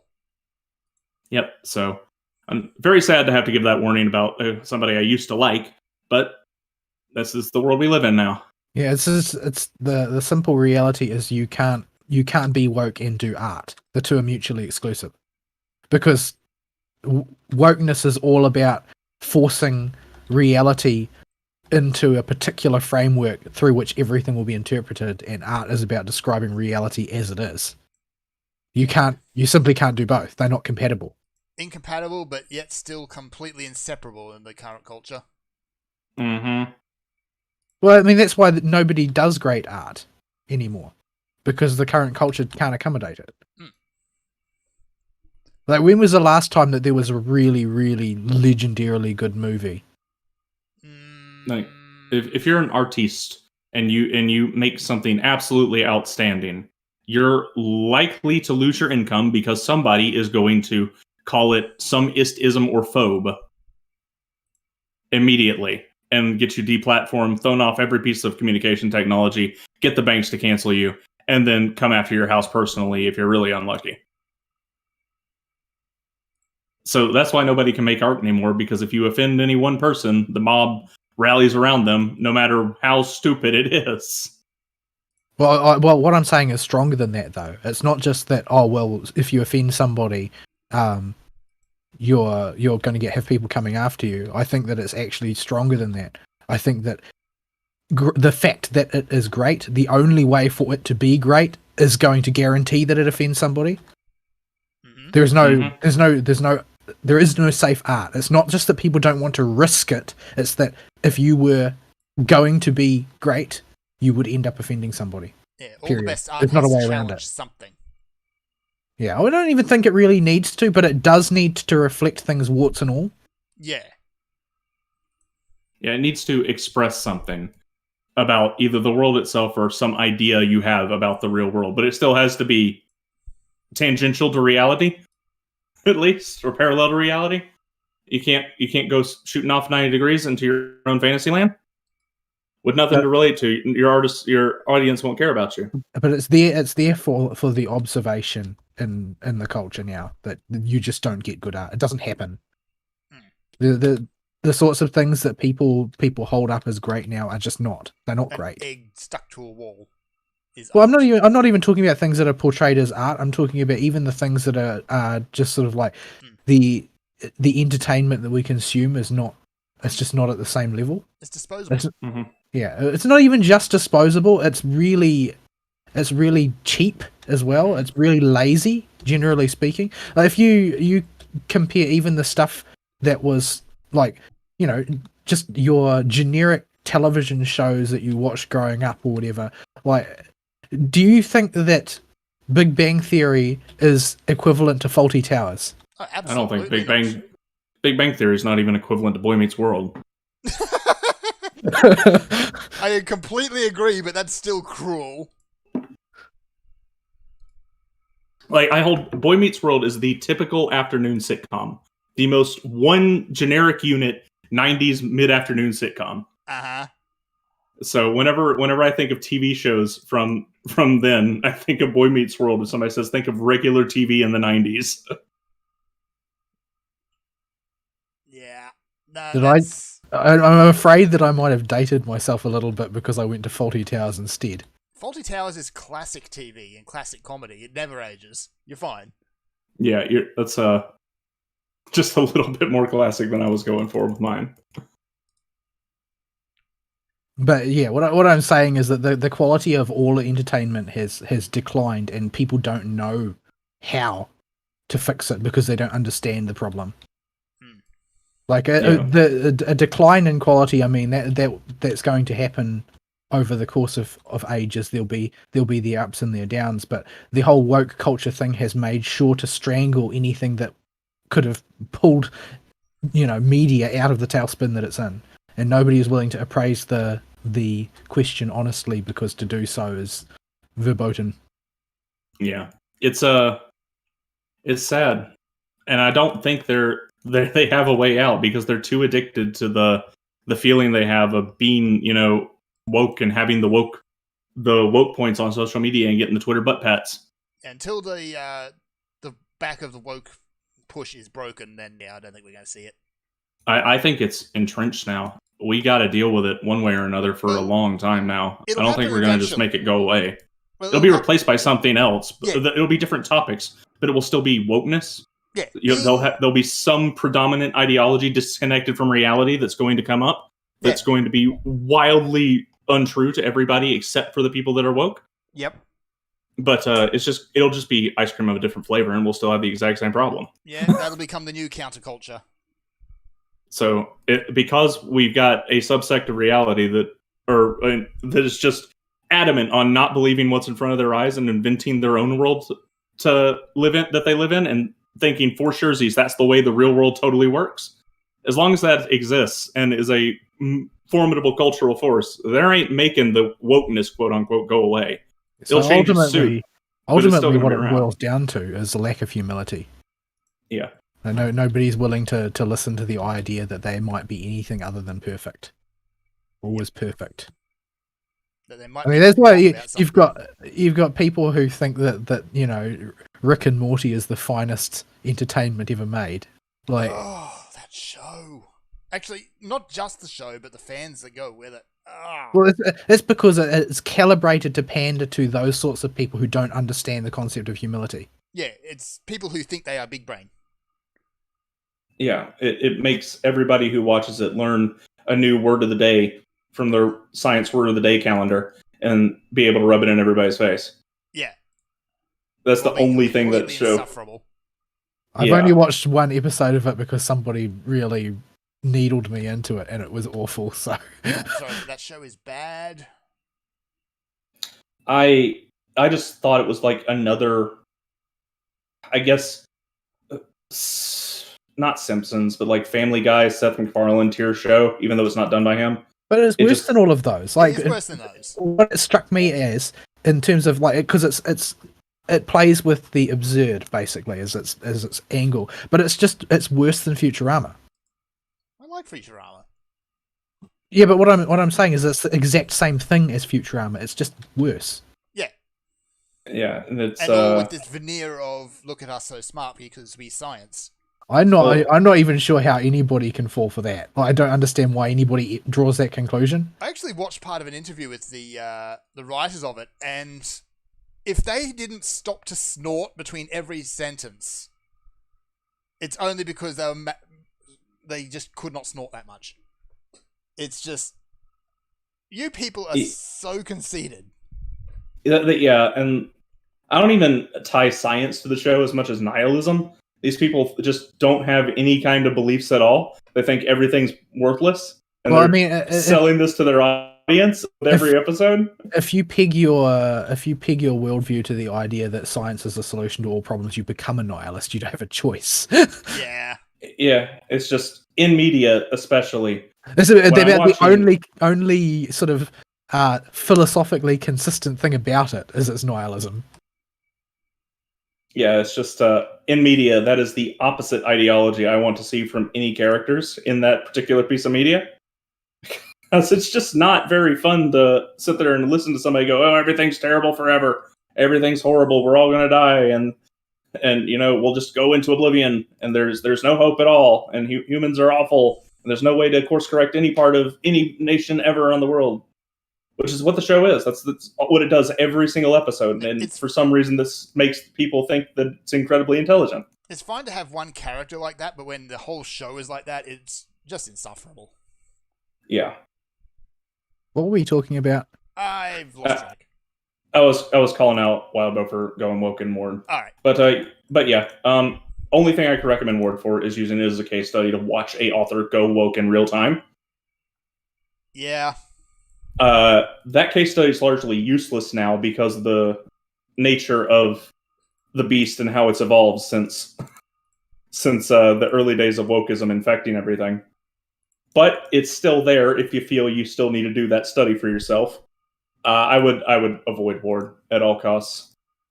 Yeah, I started it and it just lost my interest, honestly. Yeah, you're just gonna be angry with yourself if you continue it to the end because the ending is really bad. I'll tell you what it is at the since you're not gonna read it once we go to a break or something. Like it would have been a lot more interesting had there been another character as a protagonist, but Victoria is just so blank slate. Anyway, but yeah, we tangented. I meant to not spend too long on that one. But yeah, that's it for my week. I didn't do anything. I'm stretching as it is, so let's go to a break. We'll come back with some Monster Hunter from Fern, and then talk about some good news. Let us do that.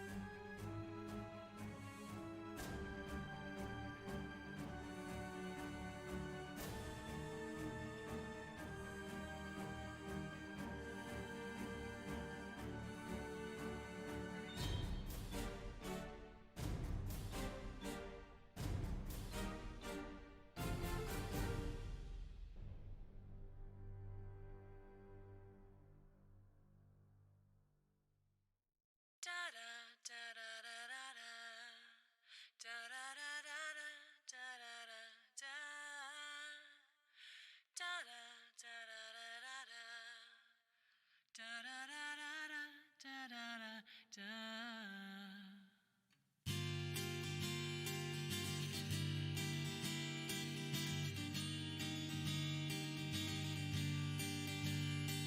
this cage made of silicone, I hear your voice calling like a siren, and I am filled with such intense desire, and I know I don't belong here. From my lines you would never know, but in my lips is all the evidence of what I long for, but I cannot say, and I know what I decided this life shows. Oh, I know. I cannot deny my true calling deep inside. I don't have the time for a silver medal prize.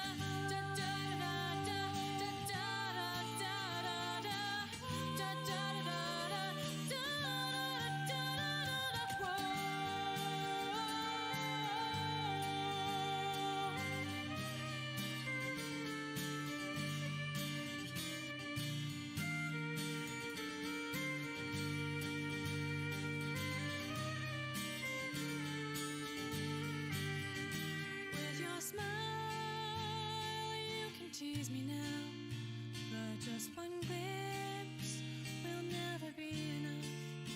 For a tiny chance, would I throw it all away?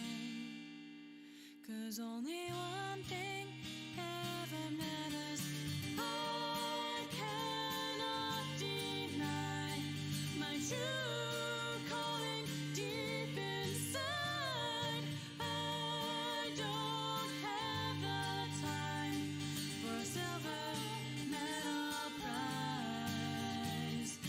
I can't let it die. My true calling lives inside. I'm not satisfied with the consolation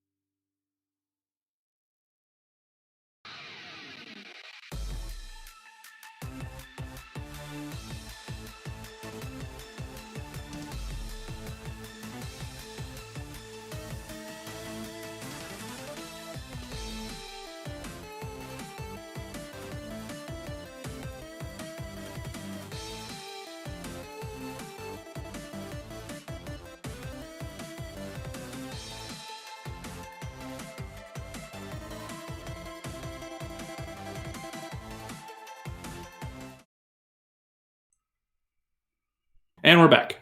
Yes, indeedy. And Ari told me the end of Ward afterwards, and yeah, he wasn't kidding.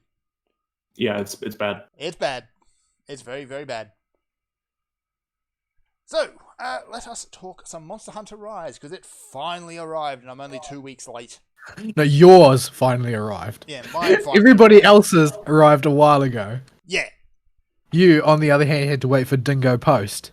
because... Well, no, I didn't have to wait for Dingo Post. Once they got it, that was actually rather quick. Because Amazon kind of sat on it for a week and a half. For reasons? So, anywho. So, Monster Hunter Rise. I like it, but it's Monster Hunter, so that should be no surprise. I think you're going to need to give us more than that. Yeah. In a lot of ways, it feels like just a progression of World. There's no really new mechanics. Every mechanic that's in the game has been in either World or in some form, or in a couple of cases in Generations. Wait. Before we go on, I have Okay. not played Monster Hunter recently at all since my last big stint in World. And number two, this means the most important question needs to be asked first. I haven't seen any promotional work for Rise because I know I wouldn't have time to play it. Right. What is the interface like? It is Better or worse? about the same. Is it the same? Like, have they cribbed the World interface? No, they pretty much have cribbed the World interface. They've changed. The biggest change I've noticed has been with the equipment menu. Now, previous Monster Hunter games, old school, everything would just go into the one box. All your equipment, your materials, everything in the one box. World split that up where you've got the item box and the equipment box. Now, the equipment box is just gone. Instead, you've got essentially a second version of the crafting menu. Where if you want to equip a weapon, you hit your weapon, it'll come up with the weapon types, and then it'll just have all the weapon types you've made in there. Instead of having to pick through the grid and find where it is on the grid, you can just go through a logically organized list. Armor, it's all in there. It's sorted by set. So you can just pick the armor you want from the set you want, and it's all just there. Cool. That's pretty fabulous. That is incredibly fabulous. There's no more faffing around with grids on that end of things. Beyond that, it is almost verbatim the Monster Hunter World interface. I see. Each weapon's various power gauges has had a bit of a tweak. Weapons that kind of had a power, or at least a mode element to them that didn't have any interface element now has an icon or something up there as well, like the hammer. Mm-hmm. And which segues nicely. A lot of weapons are more or less the same as they were in World. I haven't played all of them, but a couple did get major overhauls. The hammer was one, whereas instead of you had to charge up the power attack and then you'd have to run around while holding the button constantly in order to maintain it. Now you don't. It's just a toggle, which is much nicer. And the hunting horn got a massive overhaul. So it's effectively an entirely new weapon. It's still a bludgeoning weapon, but it's a lot faster than it used to be. A lot more combo based. And the songs you play will be automatic, at least in the default state. So all you do is you play 2 notes in a row, you get your buff or your effect off. It has a power bar on it now, which once you charge up, you get to do that ripcord thing, which was introduced in Iceborne as part of your default combo. Which still does a stupid amount of damage, but it also applies a massive attack up buff to everyone. So when you see that go off, you just go ham for like 30 seconds. The hunting horn's the weapon I've played the most with, because I was a hunting horn main through Iceborne, and I thoroughly enjoyed it. Honestly, I'm still in low rank, but it feels overpowered. Like, ridiculously overpowered now. And part of that actually comes from the wire bug abilities, or silk binds as they call them. Every weapon gets them. They get 2 initially, and you unlock more later on. I believe they were called arts in Monster Hunter Generation. So it's usually some big attack or big utility thing that will consume your wire bug charges to execute. In a lot of cases, it will have some extra effect on the monster. Unless you're playing Insect Glaive, in which case it's recall bugs slightly faster. Why are you always so disappointing in Insect Glaive? Yeah, like I think their first one is some giant airborne vertical vault, which does a lot of damage. It's basically Jump from Final Fantasy. Right. The second one is recall bugs slightly faster than if you use the regular combo command. Disappointing. Thankfully, I think that's the one you can swap out. For Hunting Horn, it's you do basically an advancing combo where you just swing your hammer around and whack things as you go forward. Or the other one is you plant a tether onto the monster and then power chord, which does, I believe it does severing damage. Either way, it hurts like a whole bunch and you want to use it at every opportunity. Yeah, I mean the thing that I've been noticing is that when World came out, all of the people who feel that they are too hardcores at Monster Hunter were posting Charge Blade videos, and now that Rise has come out, all those people are using Hunting Horn. Yeah. So I was presuming that it was overpowered. I'll have to check the actual numbers, but actually I might be able to do that now. Monster Hunter Rise weapon usage. Because in World, Hunting Horn was and actually not just World, but everything previous, Hunting Horn was the least used weapon. I don't think that that's necessarily like categorically a bad thing. This isn't an MMO. It doesn't have to be balanced.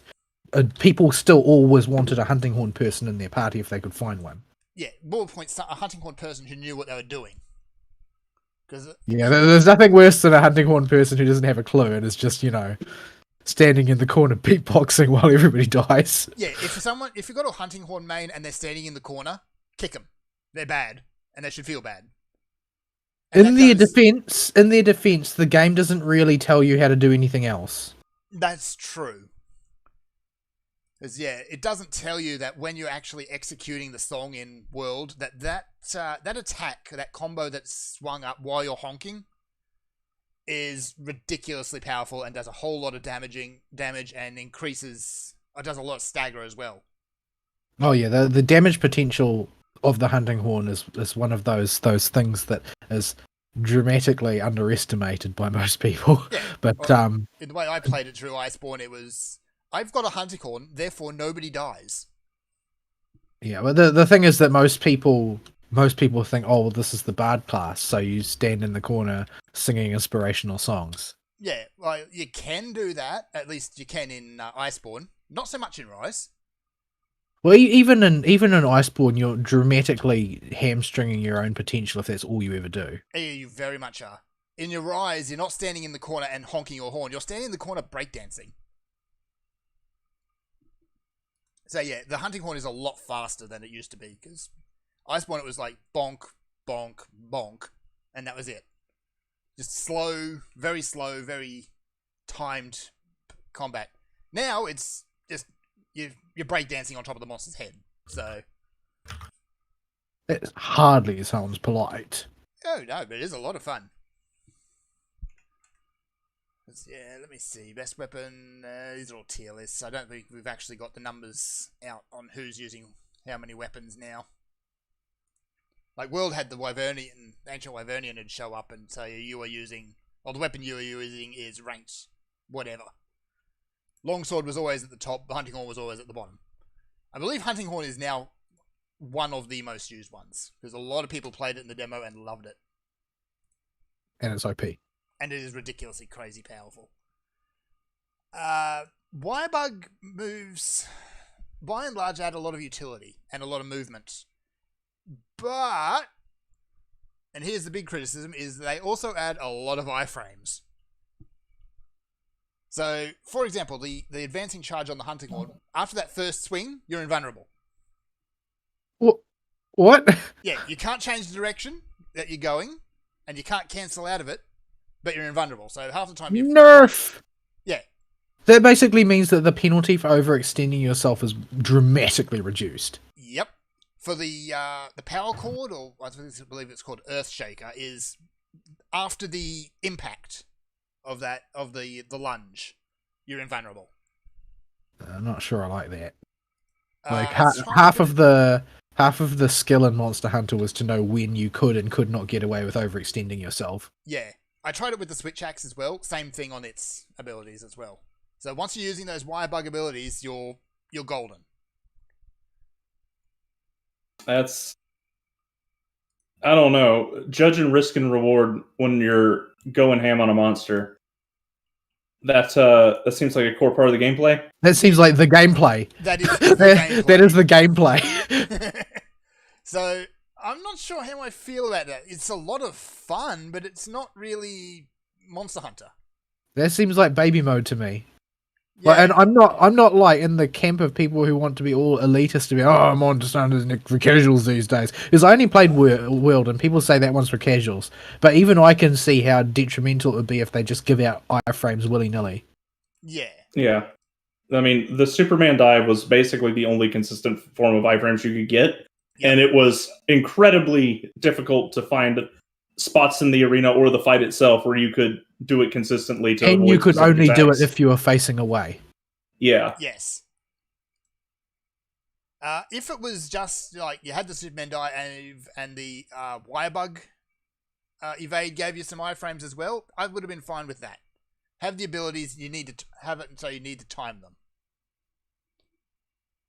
But yeah, as it is, it just feels easy mode. At least that's low rank. It might be a different matter in high rank.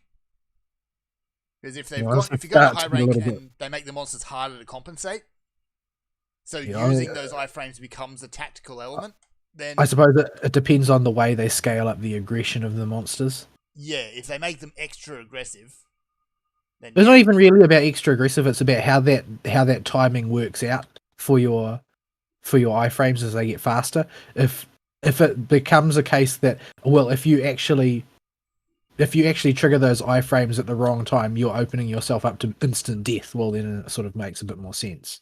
yeah. So I'll have to see what high rank does. They could always commit the grave cardinal sin of iframes and have very specific enemies be situationally immune to your or have your iframes just not work on some of their attacks and give you frustrating. no foreshadowing whatsoever as to which attacks those are. That is the absolute worst thing, and they should never ever do that. So yeah, there is we got the Monster Hunter, the new monster mounting mechanics, which are actually a lot of fun. Instead of just jumping on top of the monster and poking him in the head for 1 damage at a time until you get your execute off, you now get to steer the monster, get it to trigger some attacks, and manually slam it into walls, or preferably other monsters, which is a lot of fun. And I've had a few occasions, like if there's a monster nearby when you do get a monster to a mountable state, that monster will come in. It will just come over. What's going on over here? What's going on over here? So it gives you something to play with. And usually after that's over, that one of the monsters will leave. Usually the monster you're not hunting. But I have had the occasion where I've had a monster just suddenly join the battle and immediately get knocked into a mountable state. Because when a turf war triggers, or even just a monster smacks another monster, it will throw them into the mountable state, at least the first time. So one I had last night was I was fighting. What was I fighting? Somnicanth, one of the new ones. And yeah, swung my weapon, and suddenly I was mounting a Barioth out of nowhere. I've done that a few times when I've had builds that will give your mounting attack really strong mounting capability. There's a lot of times that I've leapt off of something and then accidentally mounted a monster that was just walking past. Yeah. So that was fun. On the plus side, I suddenly had a Barioth to rave around. So yeah. It also, by the way, now tells you when you're doing mounting damage. Also, is there a gauge? No. There's when you do damage, it has a blue background behind it, behind the number. And so it just says this is mounting damage. What about once you're on the monster? Is there a gauge then? Yes. Because it used to be, didn't there? Yeah, there used to be. It used to be just a line across the bottom, and then World made it that kind of glowy thing. The thing that was completely impossible to interpret. Yeah, that didn't really help at all. Now you've got 2 gauges. One gauge goes up, one gauge goes down. The down gauge is just time. Once that hits 0, you're thrown off. The gauge that goes up is monster mount power, I believe they call it. If that ever zeroes out, you get because it degrades over time. You get thrown off and the monster is toppled. But if you build it up to full by smashing things and running the monster into walls and all that sort of good stuff, you get a mounted Punisher, which is the monster's big signature attack. Which is really satisfying when it's being thrown at something else that's not you.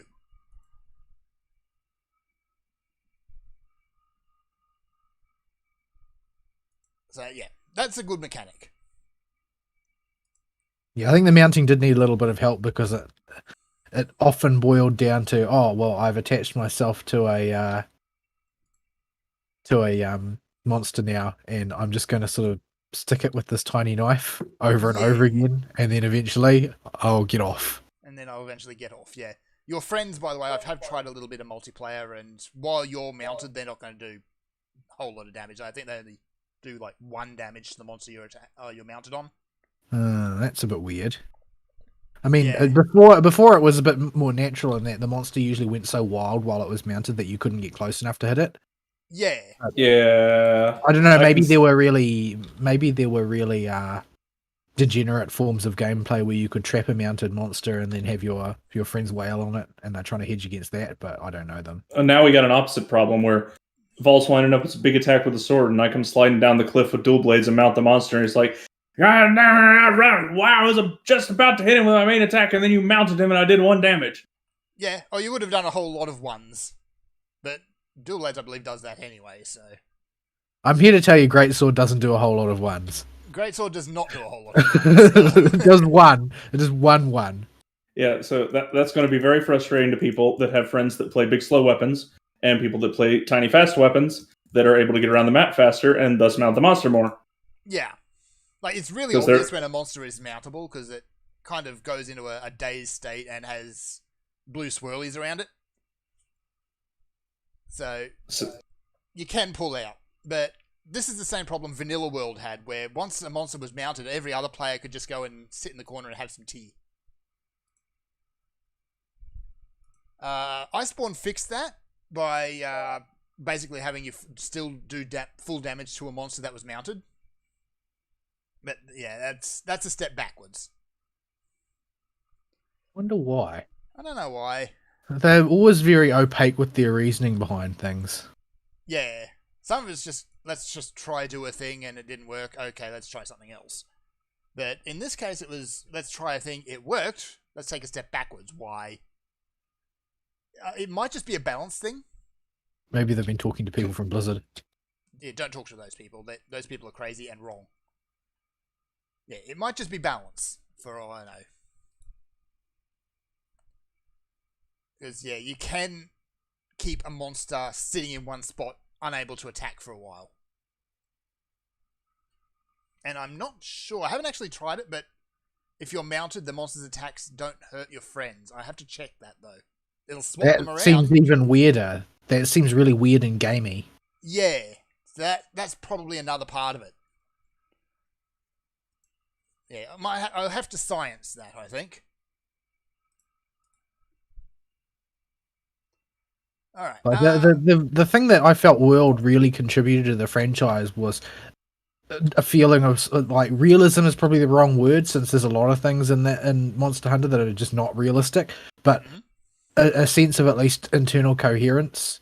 Like things within the scope of the world logic made a lot of sense, but things like, oh well, you can't damage a monster as much if somebody's sitting on it, or you can't take damage from a monster if your friend is sitting on it. Things like that don't make any sense at all. Yeah. There's better ways to balance if you're going to do that. Alright, let's see, what's next? The new monsters. This is probably the first time I've noticed a real theme between new monsters. And that is, a lot of the new ones are based on yokai. So you've got... I've drawn a blank on the name now. That paper parasol one is one of them you've run into. But you also run into one based on a kappa, and one that's based on that drowned lady. I forget what she's called as well. That's the The fish one. Anyway. But it's not like super overt. It's just like this is a thematic inspiration. They aren't Yeah. actually that creature. No, they're not. Like, the parasol one is... Okay, you can see that in there, especially when it tucks up its head and stands on one leg. But it's also a heron. And for some reason, it breathes fire because apparently there's a fire-breathing chicken in folklore somewhere along the line as well. I had to look that up. Like, the kappa one is... Yeah, there's elements of kappa. It's got the disc and the shell on its back. But it's also a hippo, and when it's another one of these monsters that goes fat mode, by the way. And when it goes fat mode, it's suddenly a sumo wrestler. I see. Because why not? I actually have to check. I think Zamtrios is in this game too, who is the inflatable shark. He's a big boy. He is a big boy, and he will join the Big Boys Club. I think that was my favorite event in World was the fattest Jagras event. Yeah, you bully him for so much of the game, and he gets his own back. Yeah, you've got little Jagras running around this game, but no great Jagras. You've also got Jaggies running around, but no great Jaggy. Which is fine, because you've got Baggy and Roggy, which are basically the same thing with elemental attacks. Great Jagras, all it did was run around, hip check you, and then run away.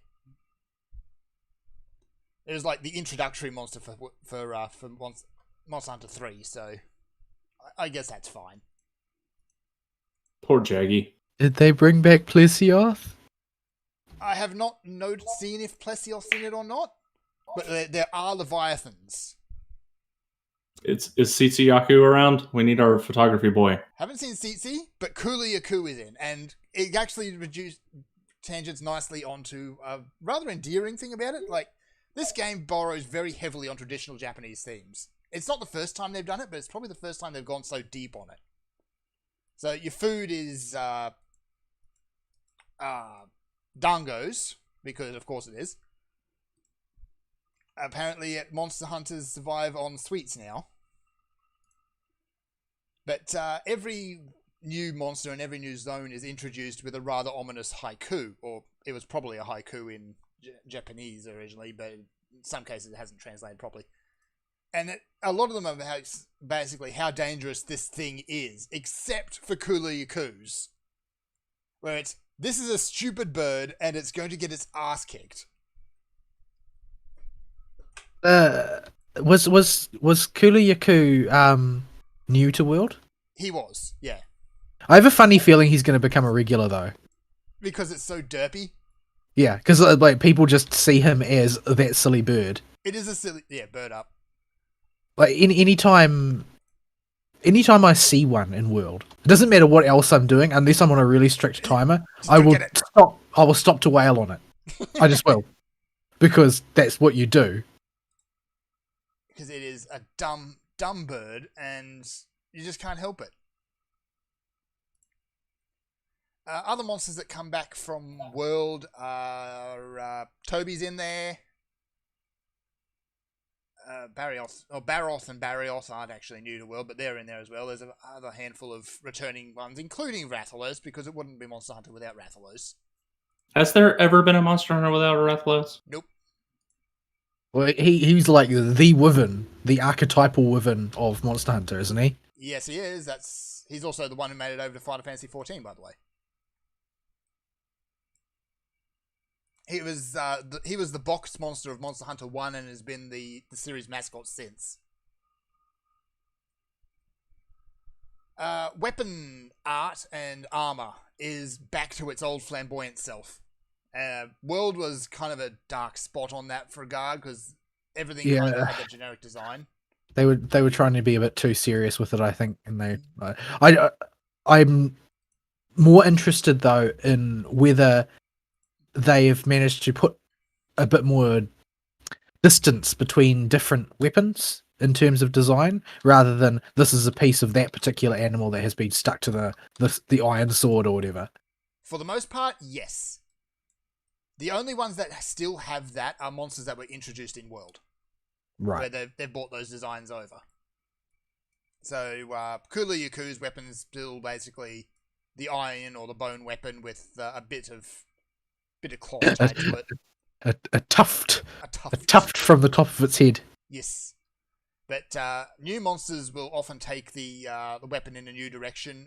Weapons that had old designs for old monsters have had the old design come back. Right.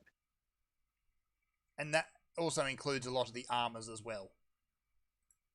Palico armor is still the same, and you've got the new mechanic, which is the Palamute, which is a canine.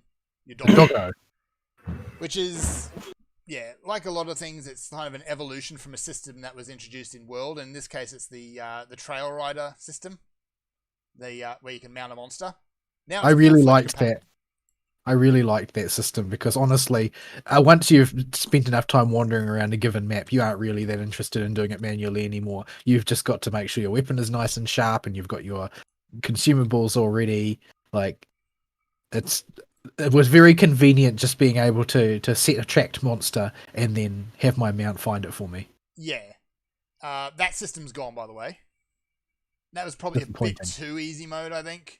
I know, but It was nice. it's the sort of thing that I agree that it's a bit much under initial circumstances, but once you've been playing for a long enough time, like if you put it behind an unlock, I think that it's perfectly all right because Yeah.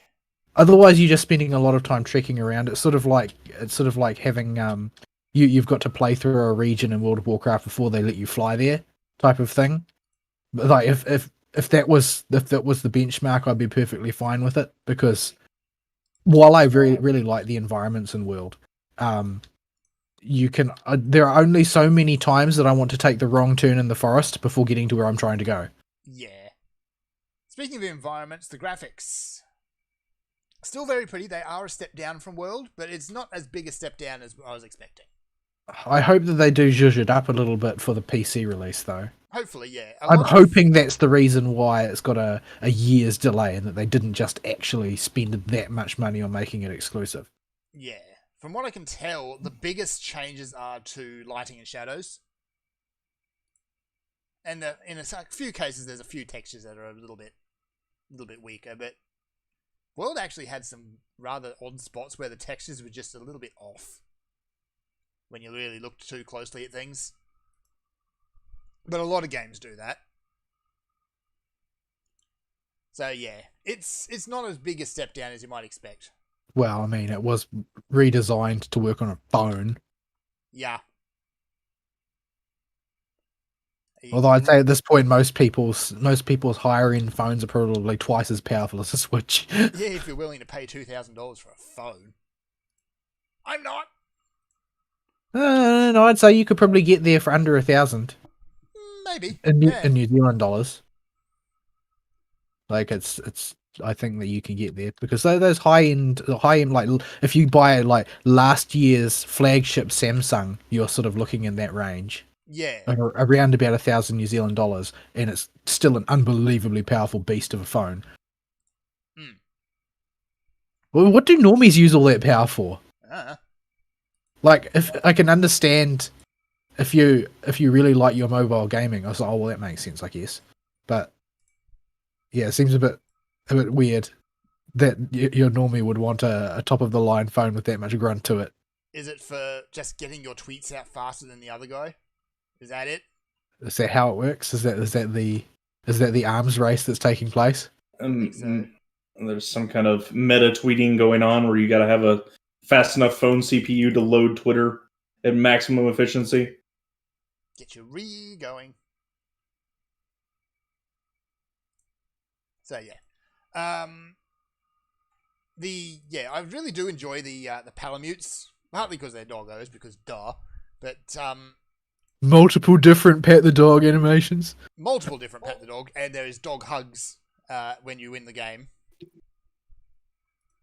as there should be. But largely because there are good offsets to the Palico. Like the Palico has always been a good support, but it's never really. Yeah, okay. When the AI decides it's not going to sit in the corner and make stupid noises. I'm stunned.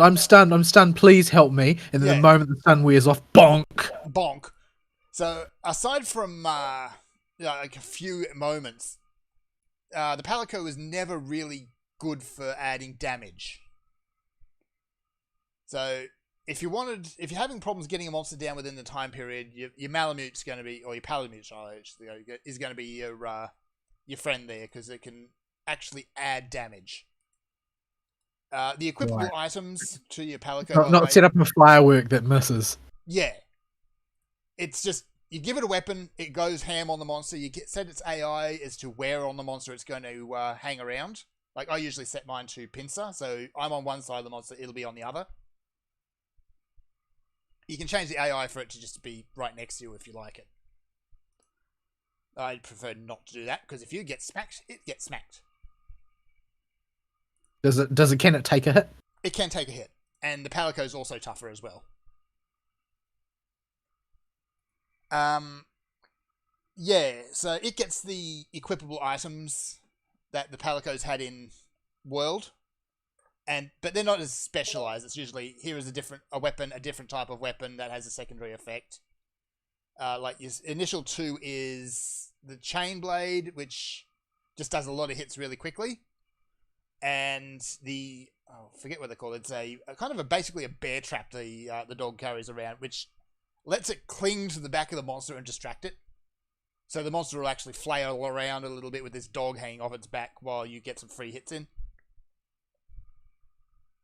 But you can equip it with scrolls which add elemental effects, or a scroll which adds a healing effect, or whatever you like, once you unlock them. The Palico gets the class system back from previous games. So its class will determine what abilities it uses. So you've got your healer, you've got your gatherer, which is basically Plunderblade in a class. An attacker, which will throw all sorts of boomerangs and bombs and things. Doesn't do a whole lot, and it's kind of redundant because the Palamute's a thing. Trappers are handy, because they will actually spam traps sometimes. And so on like that. So you can recruit multiple sidekicks, and the mercenary system takes full advantage of that, bringing back the old system where you take sidekicks you're not currently using and send them off on missions. In this case, it involves sending them out from kites, which is very strange when you send a dog. I see. Yeah. The felines are still very human in a lot of ways, so they actually fly their kite like a hang glider. The dogs don't, they just dangle. And it's really weird. Can you use your doggo like a hunting dog and bail up the Poogie? There is no Poogie. What? There is no Poogie, and this is heresy. They give you a Kohoot, as they call it, which is a little orange owl. So you call it to you, you feed it, you fluff it up, you give it its little hat, and then you send it on its way. If you're using a camera out in the field, you can use it to get a different perspective, but I haven't seen any other use for it beyond that. I can't get over the fact that there's just no Poogie. Isn't there like always a Poogie? Yes, there is almost always a Poogie. I think it was Generations. Instead of giving you a Poogie, it gave you a llama. A llama. A llama, and if you groomed it and you patted it, you would get wool off it, which you could actually use. What do you get from petting the Poogie? Love and the blessing of RNGesus. That's what everybody said. Oh, it's a complete myth, yes. Onyxia deep breaths more if you pet the Poogie first. Exactly. So, yeah, generally if you're on a multiplayer hunt, you can only take one companion with you. Take your Palamute, because that's also your fast travel system. Unless you feel like doing it all on foot and, having to stop moving to sharpen your weapon. So you're still manually driving, but if you just tell your hunter to start sharpening your weapon, you can't sprint, but you can still run your dog around. Can you still crash and burn and land in the spot where you're nowhere near where you wanted to go at? Yeah, not that I've encountered yet, but that doesn't happen until high tier anyway. Yeah. That's what that made me think about. when you Yeah. mentioned the dog on the hang glider. I'm like, what happens if the dog has an accident and lands on top of that hill underground somehow in the desert area? How's it going to get down from there? Yeah, dog can jump. Dog cannot climb though, and that's the other system that the Wirebug introduces is more or less free movement. Not so much in combat. You're going to want to keep your bug charges in order to exploit iframes. But yeah, out of combat you can basically run up any wall, which goes in with the spirit, what do they call it, spirit bird system, where you run around, you see little birds. They look like really fat hummingbirds. You pick them up, you get a permanent buff for that hunt. So it pays to run around a little bit before you go after the monster to pick a bunch up. But there's also lore thingies to find, which also reward a whole bunch of points as well for secondary currency. So it's definitely a lot to go hunting for.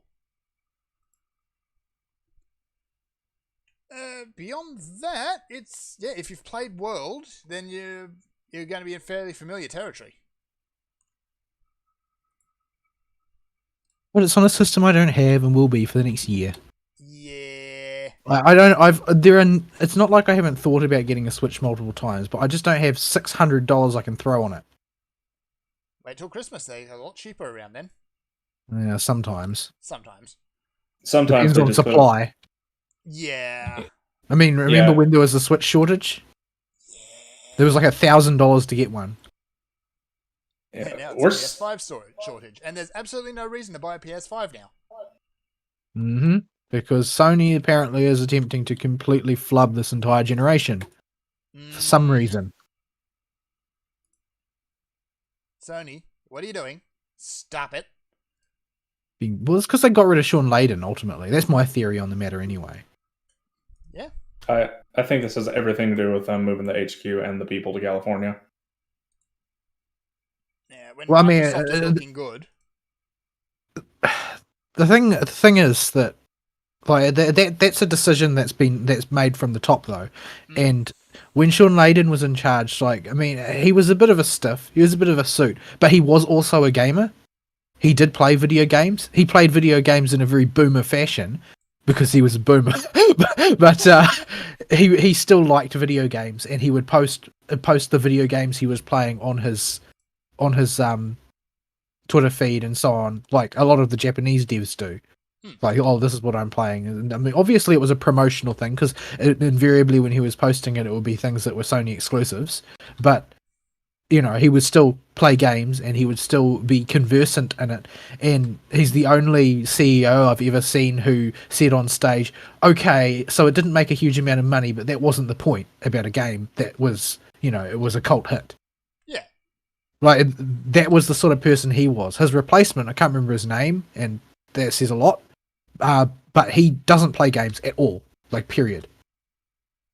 He just doesn't. Like, when he was asked about the things he likes to do for fun, he doesn't name video games among them at all. It's like, oh, reading and listening to music and things like that, you know, the generic crap. Yeah. It's someone who really should not be at the head of a gaming company if they don't understand what on earth they're talking about. But, yeah. So anyway, Monster Hunter Rise, it's good, but it does have a few hiccups. Well, I mean, every Monster Hunter game is janky in a few ways. Yeah. And honestly, aside from maybe a handful, no game is perfect. So, do you think this game is enough to create the Japanese Monster Hunter culture in the West? Hard to say. It's not as open and inviting as World was. Well, we're in a different environment now. Let's if we add a caveat to that question, Okay. would it have done it pre-Coof? Pre-Coof, I don't think the Coof is going to change a whole lot, honestly. Well, it makes people travel less, so that its portability doesn't matter as much. Yeah. Like, Monster Hunter's Japanese player base has always been very personal, very what's the word for it? Yeah, very in person, I guess. Because that's how it was when the game first came out. It was like, get your PSP and go down to the cafe. Yeah, they probably actually got some use out of the ad hoc system. They did. Nobody else did. I did. I used to play Wipeout with other people in lectures. Ah. I can never get any good at Wipeout. Ever. Oh no, I was no good at it either, but it was great fun. Is anyone ever good at Wipeout? Yeah, some Abo- people are, but you Abo platted one of them.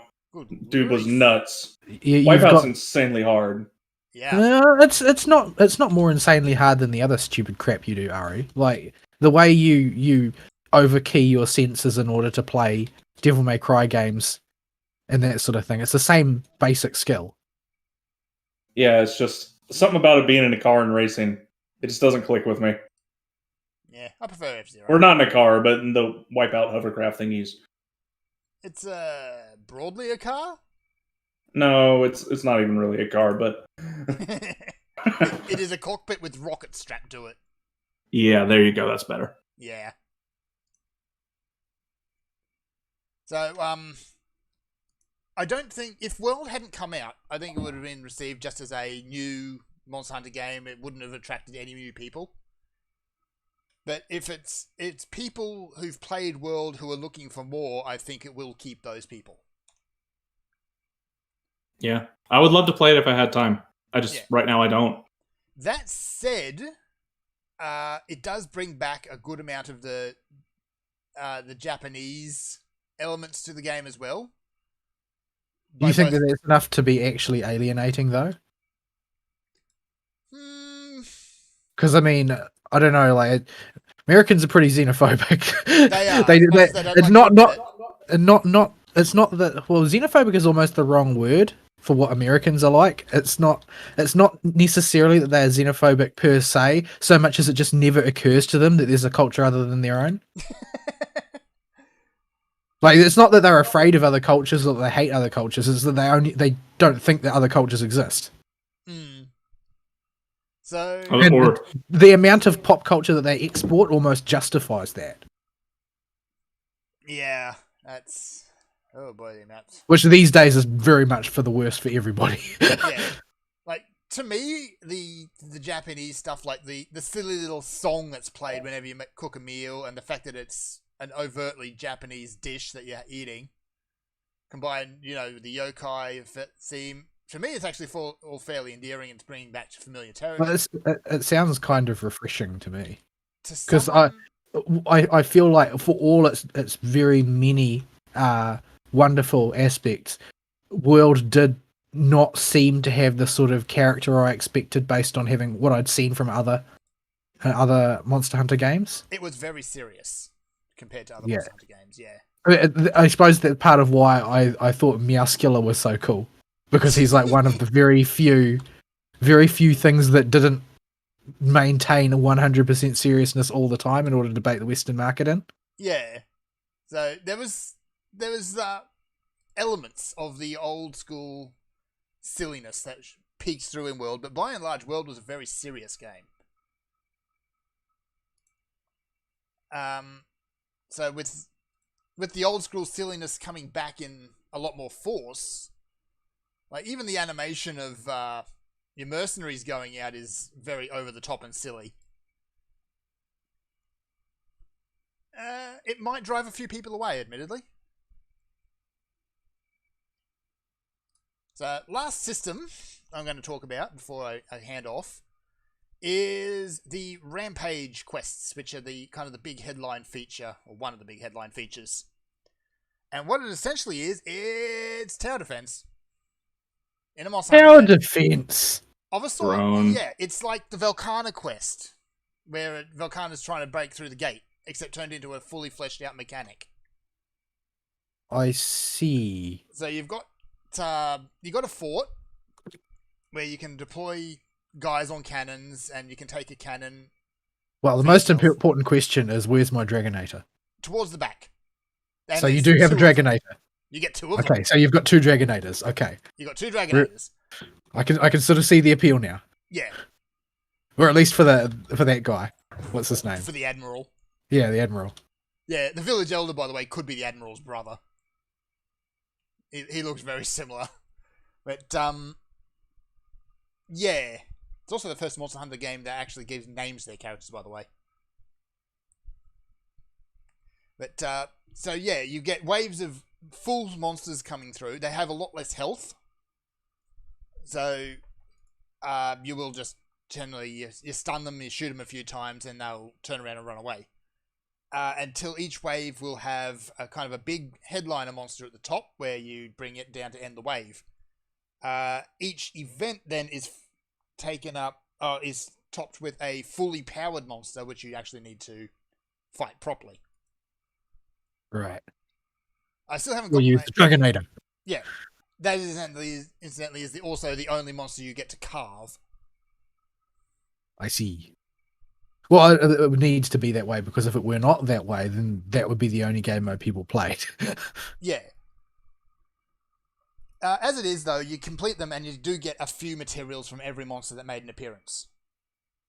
So monsters will have a specific class which will determine what they do. Like one, I think it's red ones will go after the player, green ones will try and actively destroy defenses and will take annoying pot shots at the player whenever you stand still for longer than 2 seconds. And they're annoying as all hell. And I believe blue ones go directly for the gates. And each monster will belong to a different class. Including Kezu. Kezu turns up. Ugh. Yeah, even Kezu's quest points out his rather phallic appearance. Yeah, I saw a comment on Twitter that made me heave a little bit, which was somebody saying that, Giganox and Kezu should be a mating pair like Rathian and Rathalos. No! I mean, the introduction movie to Kezu actually shows it eating, and you don't want to see that. Watching it mating, I think, would be a bit of a stretch way too far. But yeah, do not want. the internet quest for it is pointing out how phallic it is, and the writer is trying not to throw up. It's still, the Ascended bug remains. Kezu's theme song is still complete silence. I think it was Monster Hunter 1, actually, that was a bug. It originally did have a theme song, a unique theme song. But there was a bug in the game where it just didn't play. So you fight the monster in silence. Which makes it even creepier. I see. They've retained the Palico armor, which is a very cute nurse's outfit with a giant syringe on the back. Well, it would be cute until you realize that the thing is made from skin. Yeah, The not skin hide, comes not leather. right off. Yeah, the skin. The skin comes right off. It's That's just what pure carving is skin. for, to get the skin off. Ugh. So yeah, it's gross. And the canine, it looks kind of like something that's inspired by the White Mage, but again, it's just skin, Comes right off. and it's gross, and it's weird, and it's creepy because Kezu. So yeah, enjoying that a lot. Beyond that, yeah, there's a whole bunch of other little quality of life changes, like mines and bone fields will just pick up their entire load with 1 tap rather than 3. The only thing that takes more than 1 tap to harvest now are carved monsters, as it should be. So yeah, I'm gonna leave it at that. It is still a very good game. If you played World and you liked it, you'll probably like this if the Japaneseisms doesn't drive you away. Do they have like a roadmap of extra stuff they're going to add to it, like they did with the They've- events and things in Monster Hunter World? They've mentioned that they're going to be adding more Apex monsters, which are not exactly like they're monsters that are recycled, but they have new mechanics added in on top, like the Tempered, where So they're like variants. they're kind of a variant, yeah. They're closer to a variant than a Tempered was. Because Tempers were just angry, and occasionally there would be one which had an extra ability. Yeah, like I think for the day 1 patch, aside from adding in a fixing a bunch of bugs they added in Tempered Rathalos and Tempered Arzuros. Arzuros being a big blue bear who is all fun and huggy. He is also a giant pinata, so go and whack him because he's one of the first monsters you fight. I always had a soft spot for Arzuros, and I don't know why. He's just a big goofy bear who wants to eat his honey, and you have to go and murder him. It's all for the good of the ecology of the region. That's what I'm repeatedly assured by all of the NPCs. That I am not actually an ecological terrorist. Yeah, you just keep telling yourself that. I need to just set that generate energy. So yeah, I'm looking forward to going to play some more of it. I think I'm at about where am I at to? The end of 4-star quests. So I've got Rathian flapping around. I've got a bunch of other things. Starting to see more and more new monsters turn up. As far as monster count goes, I'm not entirely sure because I haven't. I tried not to spoil myself on it, but it looks like it's roughly the same as World at launch. I don't know why. I mean, they've got all of those skeletons rigged now. Yeah, actually, let me see. They should just be able to keep pushing it ever upward. Yeah. Let me see if I can actually get counts. Let's see.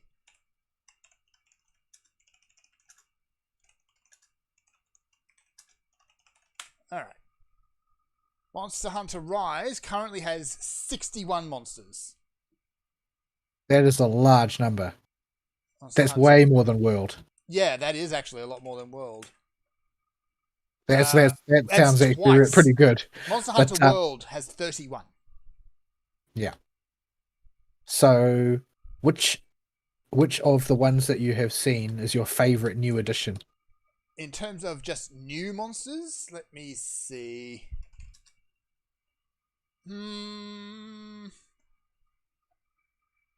Tetradon, which is the Kappa thing, is fun, but it's kind of a chore to fight, honestly. Somnicanth, I think, is probably my favorite new addition so far. Because it's a Leviathan and it floats around on its back for a lot of the fight and has kind of a hard plate on its chest, which it will strike various rocks and things on to get various effects while it floats upside down in the water. It sounds like a very lazy Duratodus. It does, actually, doesn't it? But it's also got... It's really long, and when it stands up, it comes reminiscent of a very tall, very thin woman. Which is a very, very That's neat horrifying. thing. Even when actually you beat it up and it starts to retreat, it will retreat while upside down on its back. It's like getting out of And bed. it's staring at you as it's retreating, and it's great. It certainly sounds imaginative. Mm. But I feel like they went with relatively plain monsters for the most part for World, not some of the really wacky ones that they had in some of those. I want to fight Duramboros again, please. For those who haven't encountered it, Duramboros was in Monster Hunter Tri, and its gimmick was it's kind of a large two-legged monster. It didn't move very slow. Kind of had rocks and moss growing over its back, but it had this massive club tail, and it would spin around, get momentum, and then use the momentum from its tail to fling itself at you. Oh, like one of those springtail bugs. Kind of. More like a sling. The monster will kind of get just dragged along behind its tail. I see. So that's why if you go back to the NCH Productions videos, some of the earlier ones will show a monster helicoptering around out of the blue. That's it. Is Pickle in this one? There are... I've just got the monster list here. I'm trying not to spoil myself. Let me see. Pickle is mentioned. Tigrex, Barrios, Lagombi. Lagombi you fight actually really early. Is that the koala thing? That's, yeah, the koala, bear, rabbit, toboggan thing. The wombat. Yeah. Volvidon's back, which is Arzuros's fire equivalent. It's kind of an anteater. And it's another Pinata. He's very easy to fight. Not seeing the Pickle. Although Zinogre's in there. What about Bagel Goose? No Bagel Goose. Thank goodness. Oh, that does remind me though. How prevalent is needing to put fire resist on your gear a conscious thing in this one, like it was in World? Probably, but that's a high rank thing. I'm not there yet. I don't mind that. I think that adds to it. Like the idea, it feels more like you're going on a particular hunt if you've got to assemble equipment to fight a particular monster that's giving you trouble. Yeah. I actually kind of like that, and that's also coming from a person who consistently wore gear which was vulnerable to fire in a game which was almost all fire breathing weapons. Yeah. Yeah, fire resist was far and away the most valuable resist in World. Maybe not after Iceborne came out, but definitely before Iceborne. And you got Vol waddling in here with absolutely no fire resist, wondering why he's dying. I had fire penalty. I did not merely lack fire resist. Yeah, you were negative fire resist, and it was fun. Okay. All right, how come you're not taking any damage? I fight Teostra wearing Legiana gear. That's me. Yeah, don't do that. Hey, I got good at the game by doing that because if I got hit, I would die. Yeah. So if I had to pick a new monster that I really liked, it would probably be Bishaten at this point, which is it's a mandrill, big blue mandrill with a hand on its tail, which I believe is actually another yokai somewhere along the line. But it's got a lot of really fast attacks. It jumps around all over the place. It kind of spins like a tornado at a couple of points. And then it will stop and just fling fruit at you. Which occasionally will not break, so you can pick it up and either heal with it or, in some cases, fling it back. Well, I mean, at least the fruit hasn't been eaten first. Yeah. Oh, is Puke Frogbird still a monster? Puke Frogbird? What's his name? The one with the big gassy poison tail. Oh, Pookie Pookie? Look, yeah, him. Yeah, Pookie Pookie's in there. I always feel bad for Pookie Pookie because for some reason he's just my most randomly run into monster. And I got very good at just carving him up in a matter of like 25, 30 seconds. Because I fought him so often that I would just step around as a first attack and then just wail on him with the greatsword until he was dead, over and over. Yeah. Oh, here we go. So just did a very quick dig on the origins of Bishaten. It's not actually yokai, it's an Aztec creature. I see. Oh. It sounds like an IPOM. Yeah, it does. I'm going to try and pronounce this. Ahazwheatley? Just go with Dresden. And what was the Aztec monster he called? The Ick? The Ick. When he couldn't pronounce it? Ikawoks. Yeah. So, yeah. It's not a yokai, unlike a lot of the other stuff. It's an Aztec thing. Which is fine. There's been plenty of Aztec inspiration in Monster Hunter before. Let's see. What other monsters do I want to check this out? So, is Palumu in there? Lumu is not. Oh, I felt like Lumu was a bit of a missed opportunity. Like it's just a not very interesting monster once you get over his basic gimmick. There's so many cooler things that they could do with that balloon monster, and they just didn't. Like battered around. No. The new arrivals from World that are back is Pookie, Toby, Duratotus, and Anjanath. Oh, it's your favorite. Anjanath's your best friend, Vol. I don't know why I have so much trouble with Anjanath. Like, I can kill Kushala Daora more readily than I can kill Anjanath. Yeah. Like, I just have trouble with that dinosaur. Okay, I'm annoyed now.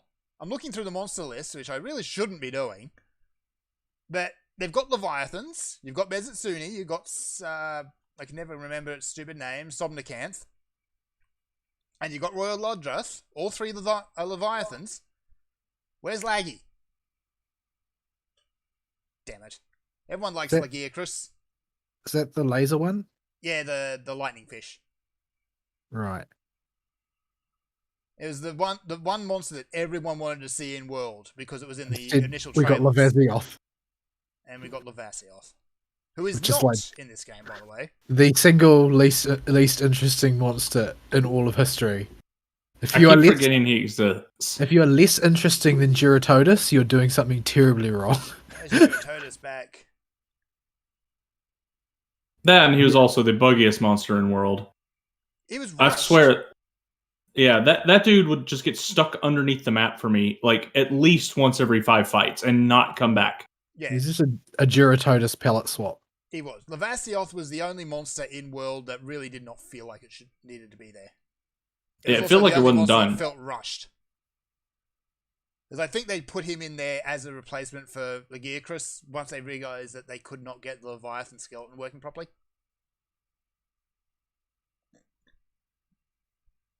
I don't know, maybe we'll get him as... Like, they've got a whole bunch of other monsters that they haven't added in yet. Actually, come to think of it... they've got a whole bunch of the small monsters equivalents of a bunch of other monsters in there. Like Zamite's in there, but Zamtrios isn't. Jaggy, Jagras. I think all of the ones which have appeared in World have at least a chance of showing up unless they're Elder Dragons. Yeah, except for the Elder Dragons. I think we're going to get new Elder Dragons when they turn up. Or at least, if They not will- new, then new from previous games. But I mean, there's plenty of older Elder Dragons showed up in World as well. I mean, Yeah. But I don't think we're going to get those Elder Dragons. I think we'll get a different set. But everyone's favourite monster, small monster, is back. It's Gargwa. Who likes Gargwas? Because they're stupid, fat dodo birds. Abo loves Yeah. dodo birds. Yeah, the previous games, they existed solely to you can sneak up behind them and give them a solid kick. That's actually how you harvest their eggs, is you sneak up and kick them. I still can't get over the fact there's no Poogie. There is no boogie. That's really weird. Yeah.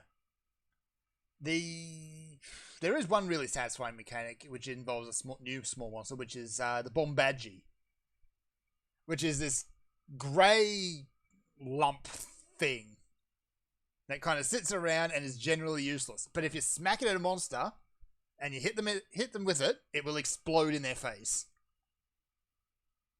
And it is incredibly satisfying if you can pull it off. Now, can monsters kick the thing to you or knock you onto them? Nope.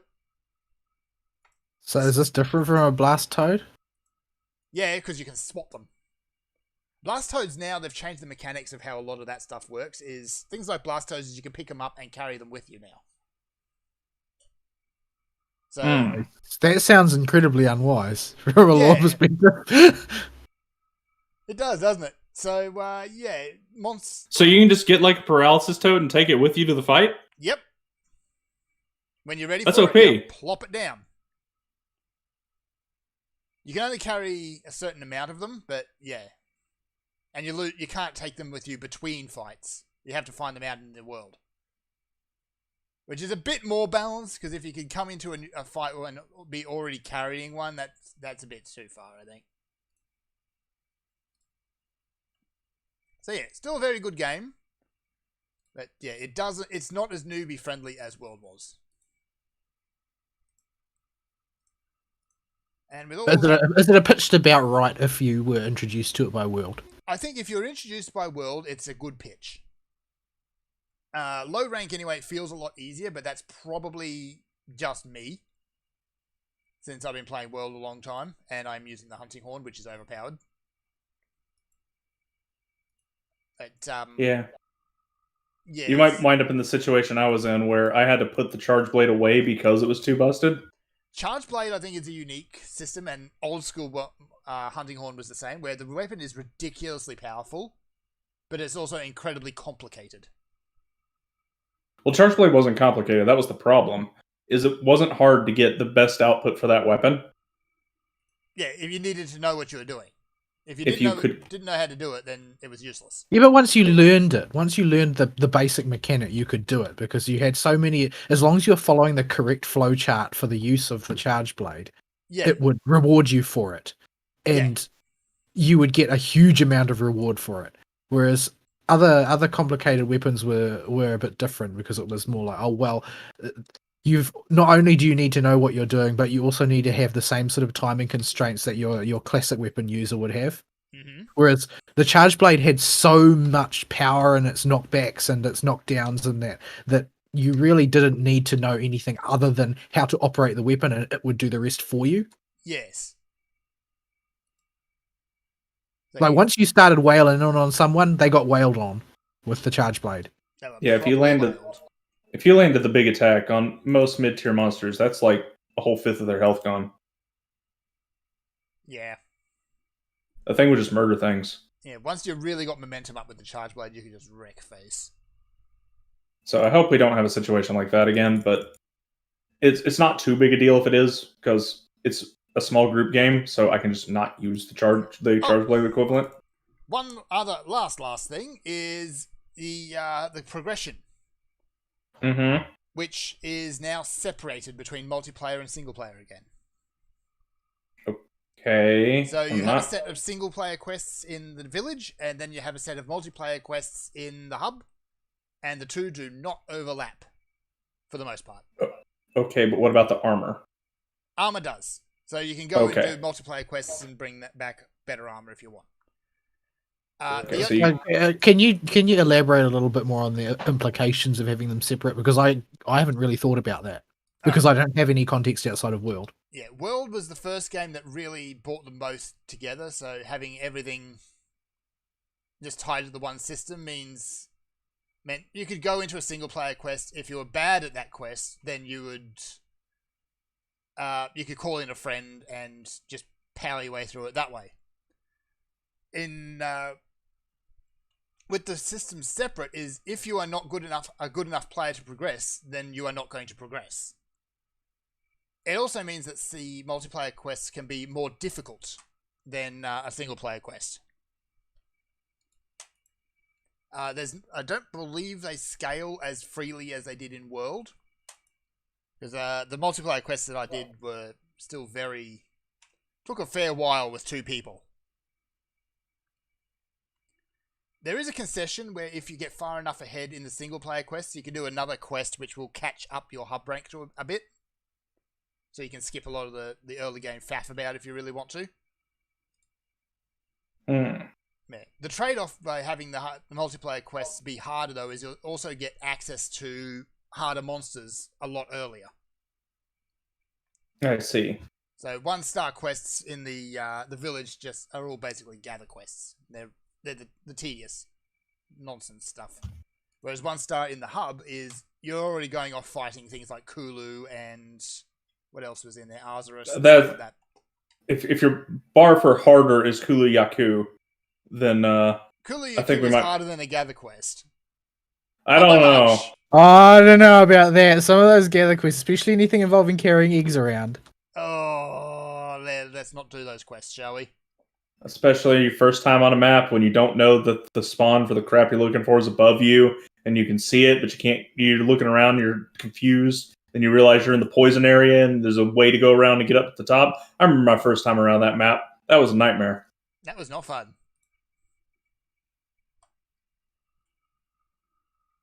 Oh, what are those? Oh, those are torpedoes. Right, okay, this is going to be fun. Right. So, So yeah, it's still a good game, but yeah, just be mindful if you're new to the series from World, it is a step closer to the original. all right. We are coming up on 3 hours. Here we are. So we should do news real quick and then get out of here. Do we have any news we really, really want to talk about?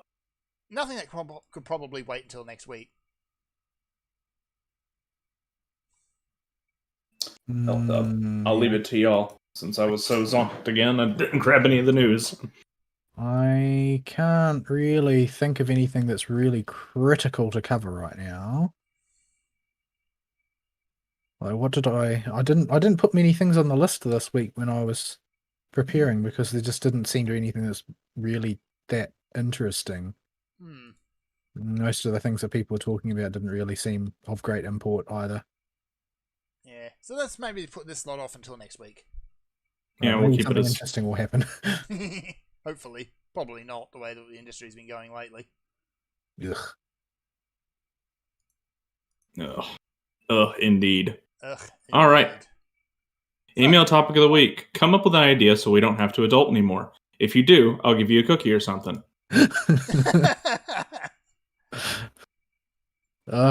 Yeah, that would be nice. That would be nice.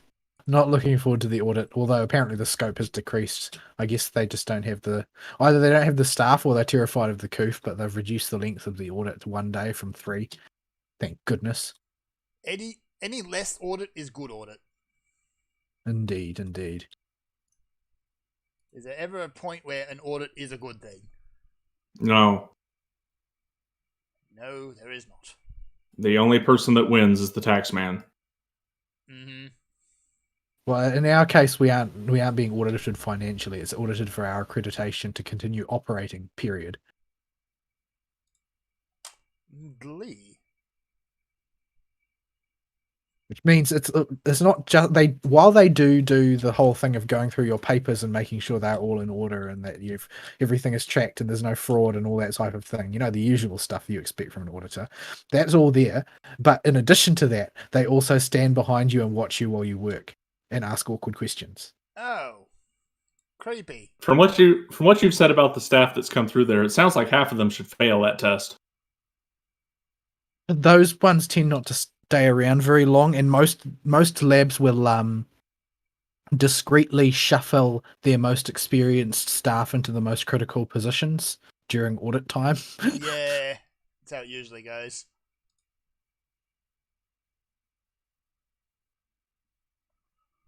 All right. So with that, then I think we should probably pack up. Alrighty then. All right, folks. Y'all got anything for us to send us out? Nah.